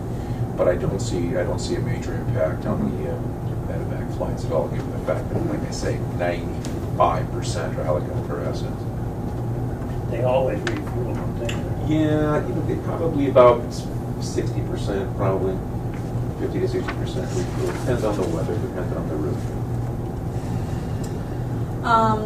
We talked a little bit about, we did meet with Customs and Border Patrol about the apron project, about the runway project in general, so they're in the loop on that and the potential airport shutdown for phases of that project. Sean mentioned we did meet with the county engineer. We've obviously met with Thor quite a bit to talk through the various elements that we've gone through today. We want to schedule some outreach with the car rental agencies as well to kind of go over some of the same information. If any of you have been in the terminal, we did get a little banner set up to kind of talk about the revitalization of the airport. We've got some surveys that are sitting out for passengers to fill out, and we'll collect those here. Whatever we get over the next few months, we'll go into the actual master plan report in a summary format. That being said, they can definitely stay out much longer than that, and we can continue to collect information, so there's probably value in extending that collection period. And thanks to Thor's staff for kind of helping to collect those as they get dropped off in the terminal building. But this is out, there's a kind of a set of this on the non-secure side as well as the secure side. So people waiting to pick up passengers or hang out in the terminal can do it on the non-secure side, and then for those just hanging out waiting for their flight once they're past security, there's an option in there as well. Just kind of next steps, finalizing the pavement maintenance plan. So again, this is an overall pavement maintenance rehabilitation plan for the airport. Obviously that'll change quite a bit depending on what happens with the idea of a temporary runway. Complete the pavement design for the selected material type and the critical aircraft and the size and weight of aircraft that we're designing to. Updating the construction cost estimates for each phase once we finalize all of the selected alternatives, and then at the end we'll have a final budget and funding plan. So part of this funding plan, we've talked a little bit about, the FAA is going to pay for a certain portion of this project, and then there will be, even if it is all FAA eligible, obviously there is a local match component to that can get quite large with this large size of project. So we will look at the needs for other funding sources to cover that local match, evaluating any options or potential to pursue bonding in the future or other alternative funding sources. And this becomes even more important if options like that temporary runway or other ineligible portions of the project get included to seek other funding sources. So we'll take a pretty deep dive into that. And then in the end, it's not just having the project budget and funding plan for the runway taxiway project. We're going to look kind of holistically at that airport 20-year CIP and make sure we make those updates throughout, the 20 years. So that hopefully that'll be a really good tool to use for CIP planning, and then finalizing the project schedule, which obviously goes hand in hand with that project budget and funding plan. Maybe one quick comment on the bonding request. So obviously you just received a bond for the terminal building. We have specialists that do the bonding, coordination. And we kind of checked in with them to see if there's an opportunity this year in preparation for these projects that come down. I think the feedback that we got, they talked to the legislators a little bit, just very briefly on, that we're not quite there yet. We need more answers. We need a definitive cost. And I think we really want to capture the large portion of this project to make sure that the construction components are really funded. So we did look at it for this year, because I know there's a lot of discussion now in the news about funding requests. But our sense is that it's probably not the right time to be asking for another request so soon after your terminal request. But given the next year, should they entertain a bonding year next year, once we get these answers, this report is completed, I think we'll have a lot more concrete evidence to support a request or an ask should you want to go that way. In theory, aren't bonding years every other year? Yes, yeah, so it would be 2020. But in reality, they've been doing some. Yeah. So Yeah, and I think that's it's going to be ready. From our lobbyists that kind of do this work, is that it's all bets are off now with the current climate. Is when you expect one, you don't get one, and then they do one in the off year. And What's the definition of normal? yeah, exactly. That's exactly true. Any questions on kind of the overall implementation plan for the project, runway, taxiway? At everyone's place, there's a memo or email from Tracy Schmidt on the 95% eligibility, so that I assume this project would still fall under that 5%. And I don't know, will MnDOT be at the meeting in April, where we might talk to them about potential funding? There's a Cirrus tour, and I think MnDOT respectively declined so that they can attend the Cirrus tour. So, okay. And the FAA's schedule was such that they couldn't fit anything else in, and they feel that this is more important. So, I don't think we're going to have any MnDOT representation. Okay, but to answer your question, the way their funding plan is set up, they should support the half the local match, which would be 2.5%. That is, I think it's projected out a year, and then every other year they reauthorize that. So it could change to do that local match. So that would make it helpful. If we're down to 2.5%, that's it's certainly going to be worth the citizens to put some dollars in this. And then just the outreach, we talked a little bit about some of the stuff we have coming up, but just continuing that airline passenger outreach in the terminal. We've got some more business outreach, working with Thor on some general aviation outreach, especially this summer on what we might want to do with those users, both the base users here at the airport as well as the transient users that are just coming through, whether they're coming to visit the community or stopping for customs. Talking with those folks, and we've talked a little bit about towards the end, once we kind of have a project finalized on what exactly are we doing, the taxiway first, are we doing the runway first, have some more thoughts on what it is, doing an open house towards the end of the project to kind of help share that even more with the public. Very good. We've talked a little bit about this meeting number 4 coming up with the FAA. That's April 18th at MCOA in Duluth. So we can send out the exact time. We don't have a meeting location yet. I believe it'll be somewhere at the deck. But once we finalize that, we'll get all that out to the group. It'd be great to have whoever's there definitely be there to participate in that conversation. Would be wonderful. The SRM panel, so the Safety Risk Management panel. We are doing with your May commission meeting date, which I believe is May 23rd, decided. So that would be in the afternoon after your commission meeting. The FAA will be here for that. Obviously, the agenda and discussion of that meeting will change depending on if we're looking at a traditional phase, the 3-phase runway project versus doing that taxiway temporary runway project first. So hopefully we'll get some answers ahead of that meeting. And then also Lindsay Butler and her folks with the FAA would like to attend your commission meeting that same day and kind of have just a CIP discussion with the commission since they'll be up here. So that should be good timing for that kind of CIP meeting discussion with them as well. She's been really the, right? This is just an overview of the more detailed schedule of where we're at. This schedule does assume we move forward with a traditional three-phase construction of the runway ahead of the taxiway. You know, we kind of had the new temporary runway idea, moving the taxiway project come up last week, so that's not included in this schedule. So I guess I'll have the caveat that this may change quite drastically if we decide that option is worth pursuing. So more to come on kind of the detailed schedule, but in theory, what we would be looking at is getting a design grant yet this year for the first phase of the runway project, so that north end. I don't know, do you want to talk more about the grant timing? Or? I don't think so. I think just probably more updates at the next meeting because it's all dependent on what is decided on the next meeting. We're under control right now. It is all of our control, it seems. Very good, very well done. Yeah, great Any job. further questions? No, that was very thorough. One more question. If the width of the runway stays the same, when we use all existing lighting and all those systems stay the same, there'll be no changes there, no money has to be spent there. The layout and the lighting is all going to be the same, although we're going to have new lighting fixtures and new shoulders. So all the pavement, all the infrastructure is going to be it's well past its useful life, so it all is in need of replacement. And I'll go to LED. Yep. They jumped in this area. Yeah, so the energy efficiency will should be increased.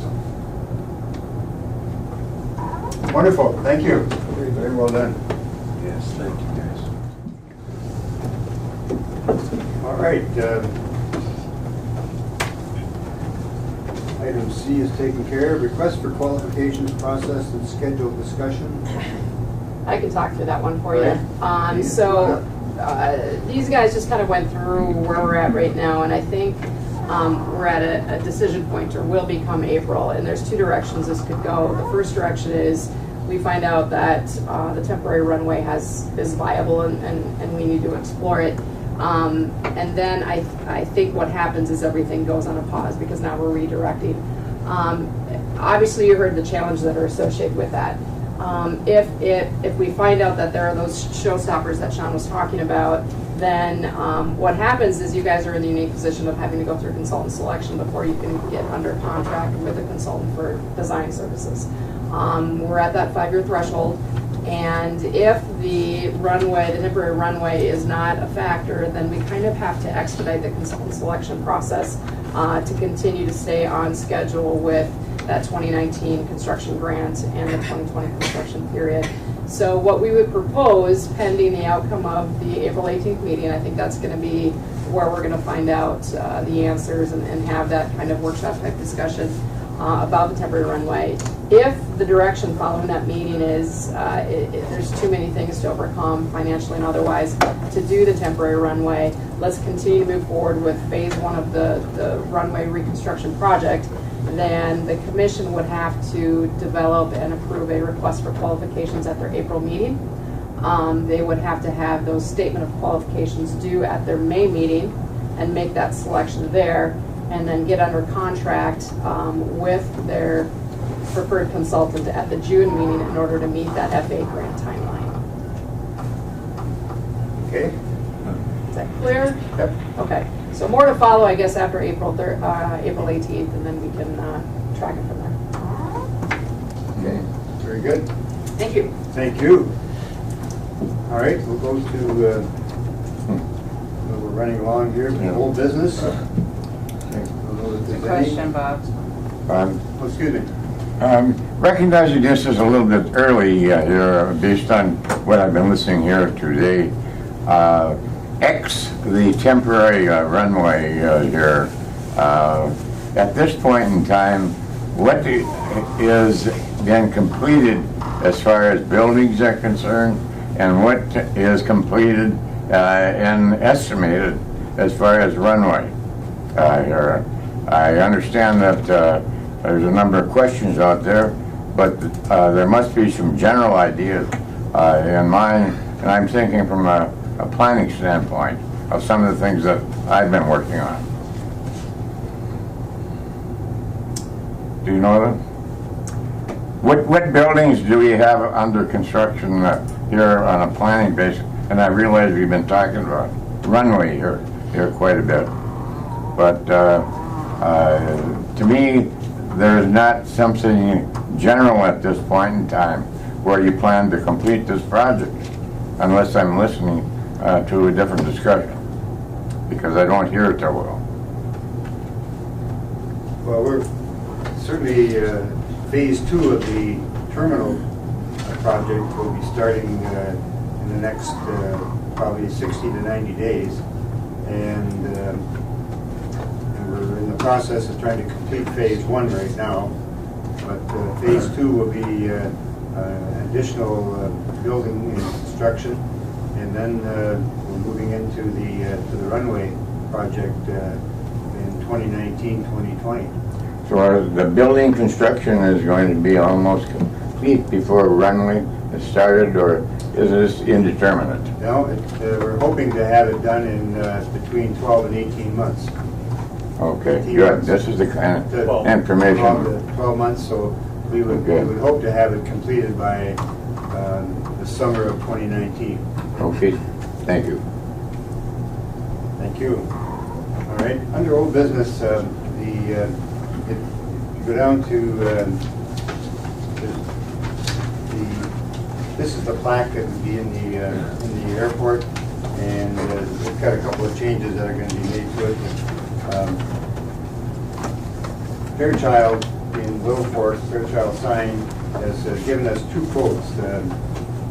If we want to go with a 27-inch tall by 36-inch wide, which is this quote down here. It's down, I think, 3rd page down.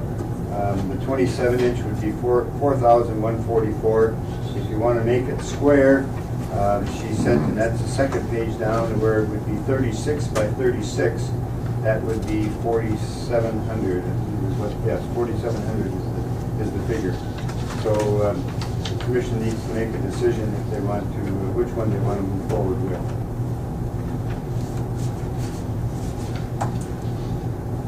Thoughts or questions? Bob, did you get one quote and then you ask for another one? Yes, yeah. Just trying to understand the layout there. 27 inches, a little more than 2 feet. 36 makes it square, and it does give it just a little more size to it, only about, what, 9 inches, I think it is, something like that. But, so it's a definite, but if you want to keep it to the smaller one, 4,100, that's, we have two viable quotes from them on doing that. Kind of what to do for that, since you've been having the conversations, and I'm finding a way. So, okay, I will continue to work with Fairchild and get that piece done. All right. Yeah. Go to the manager's report. Yes, real quickly, I sent the email, I believe, to you, Bob, and to maybe Paul also, that the news came through the Airline Services Wire that Great Lakes Aviation has filed bankruptcy, and they've been in and out of bankruptcy for 20-plus years. If you recall, we had a meeting, Bob and I had a meeting with Doug Voss, the founder of Great Lakes, pre-SkyWest days. Yes, yep. And prior to SkyWest coming on. They were looking at provide service here. Providing here, and so it's interesting that they're I'm assuming this time that they're done. Their debt structure is pretty intense. So it's kind of interesting signpost. Remember, Doug and his assistant came up and we chatted with them. And we're looking at, they wanted to service us, what, 19 seats. We're very fortunate, MnDOT and others got involved to get SkyWest to come here. We've had just great service from them, great equipment. Doug Voss, good friend. He has been in the airline business for many, many years, struggled through all of those, but sounds like he's going to have to fold the wings. Not going to continue. Today, your Sun Country flight will be arriving. Another Nevada junket that will be arriving this afternoon and returning in 3 days. So we're prepped up for them. We covered the FAA McCullough meeting in Duluth, which will be completed contingency hustling, I'm sure. That's where it's at. Other than that, But maybe you could just tell a little bit about the situation that occurred last week with the Chrysler Corporation. Yeah. Make a long story short as possible. Received a call from Air Freight Company of Michigan, and what it was a car manufacturer. They had some components for automobiles that were coming across on the container that they needed to get to Michigan, like yesterday per se. And through that event, working with CN Rail and Customs Immigration, etc., Ricky Roach Trucking delivered the container to the airport, and then at one point we took over, and a neat old freighter, a Boeing 727-200, we call it the old freight dog, arrived and did 2 round trips between here and Michigan with those automobile parts. It was pretty interesting. It wasn't very light. The pallets were 227 pounds each. There was 37 pallets, and this wasn't a weight issue; it was a volume issue.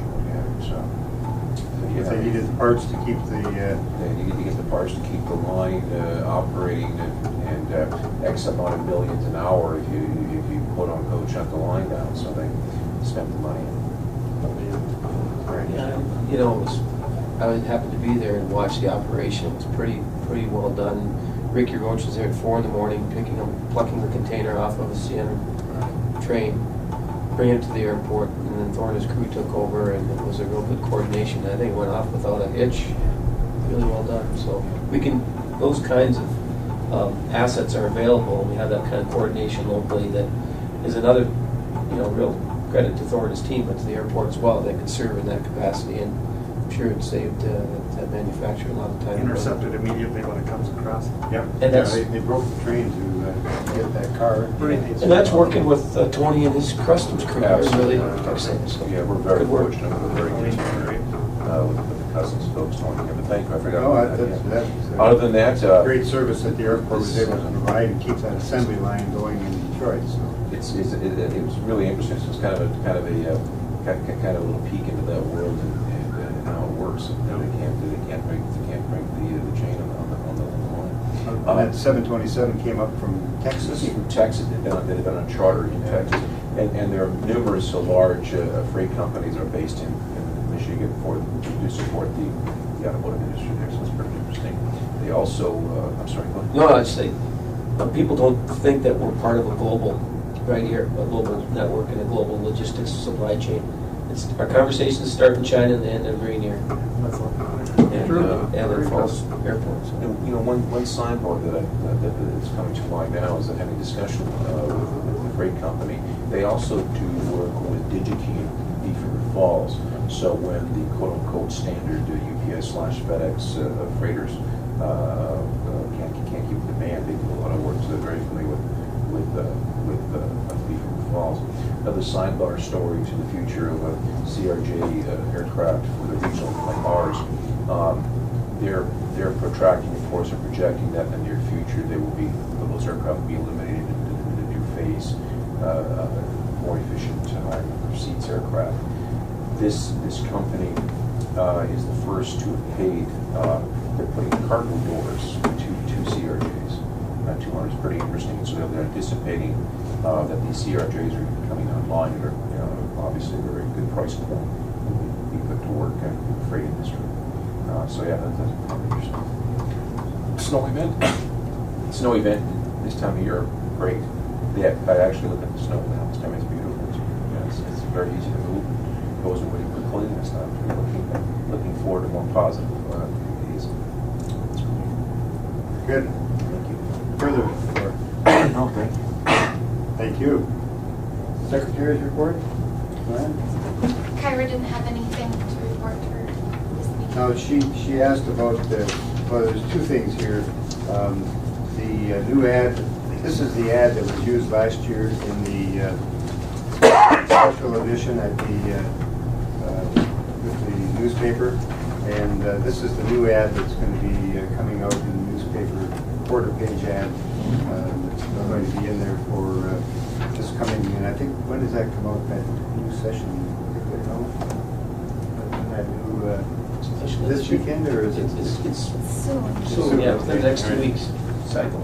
And then Kyra also asked about the border waters, whether we want to continue to put an ad in the border waters, and there is money in the marketing budget for that.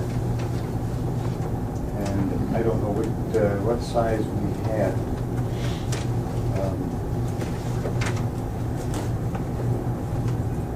If we do the same size ad that we had and just update it, would that be sufficient?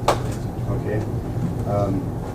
We have a motion then, just to continue in the border waters, and we'll work with Kyra to get that done. I'll make that. And Joanne, okay. Motion by Commissioner Nevin. Second. Commissioner Pavlik to continue advertising in the border waters. Magazine. All right.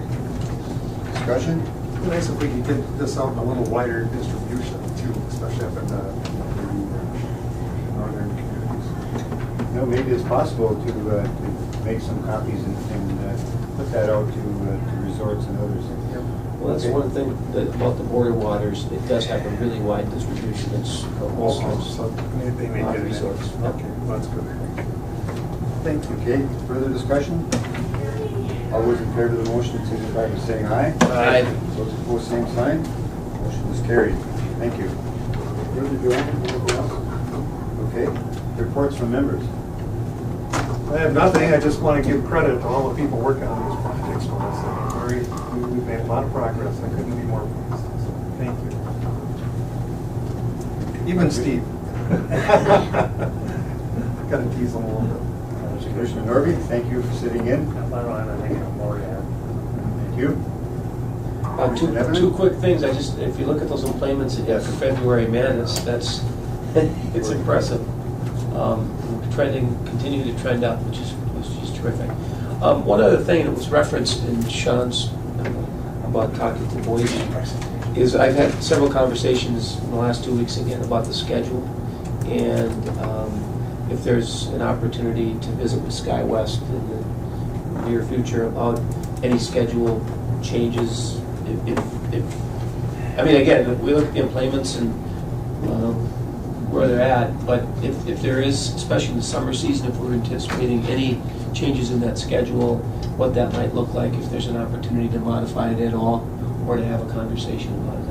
I don't know, it might be timely to have that conversation with SkyWest. Yes, I think that's certainly one of those items that's on our priority list, is to get that done here in the next week or two. Thank you. Thank you. The only thing I would bring to your attention again is this email from Tracy Schmidt, where she informs us that essential air service airports that are in economically distressed areas, the federal match will be 95%, so that continues to bode very well for the communities in the county here. Wonderful. All right, and we need to set our meeting in April and May, because with the request to have the FAA here in the May meeting, so let's look at April 1st. April, so that would be the 4th Wednesday. Is the 25th good? You're all set. You're all set, good, okay. April 25th at 8 o'clock. All right, and then in May, Did we already set the May 23rd? well, that's what we have, yeah. And I'm just wondering, is 8 o'clock too early for the FAA people, or would we? Want to set it back at 9 or? Yeah, I would guess they'll come up the day before. Yeah, Oh, you think so? Okay, Yeah. so 8 o'clock is fine to I get think started? so, yep. Then May All right. 23rd. That's on May 23rd, correct? And we Yeah, will they have the drive, so I would imagine they'd have to come up the night before. Okay, all right. Bob, are you still with us? I am. Okay. And those dates are okay with you on the 25th of April and the 23rd of May? The May date is, the April date, I'm at a conference in Iowa. Okay, all right. That's okay for that date. Steve should be able to cover everything. Very good. All right. With those two dates set, is there anything further to come before the commission? Move to adjourn. You know, I was on the ups the other day there, and that 7-2 was sitting on the runway there on the taxiway getting loaded. It said the pallets were light. Who decides with the runway weight bearing at the airport, how many and how heavy the airplanes are that can land there? Because that has the single dual wheels, and they're talking 120,000 pounds, and that airplane's pretty heavy. And the scheduled Sun Country in here, and their basic operating weight on that airplane's around 90,000 pounds with no people on it. And Commissioner Briggs said they put 165 people there. With winter weights and baggage, you're probably approaching 35 or 40,000 pounds. So already with no fuel, exceeded the 120,000 pounds the airport was designed for. And this is a scheduled flight that seems to be coming quite regularly. So I know it's wintertime now, and I see with the cold weather, approach minimums can be changed after it reaches a certain thing, but there's nothing that says the runway weight bearing changes in the wintertime. And if it was in the summertime and your ISA plus 20 or something sits on the taxiway, what happens? If he's 50% over the design weight of the runway, does it sink in the black top? And then if something like that does happen, county liable? Who's liable for a situation where an overweight airplane is here and then something can happen like that? I think if we were concerned about the weight, we would put them on concrete apron. Those are runway and taxiway weights. Right. Yeah. But my understanding of the runway and taxiway is that we have not had any issue over past several decades on any of those type of aircraft coming in or out of here. Well, on the back of the approach plates, those are the numbers that are there. The single wheels, the dual wheels, and then the trucks with the duals. We have not had any issue with having any concern with any planes sitting on bituminous for landing or takeoff. All right. Nothing further. Motion to adjourn is in order. Thank you. All those in favor? Aye.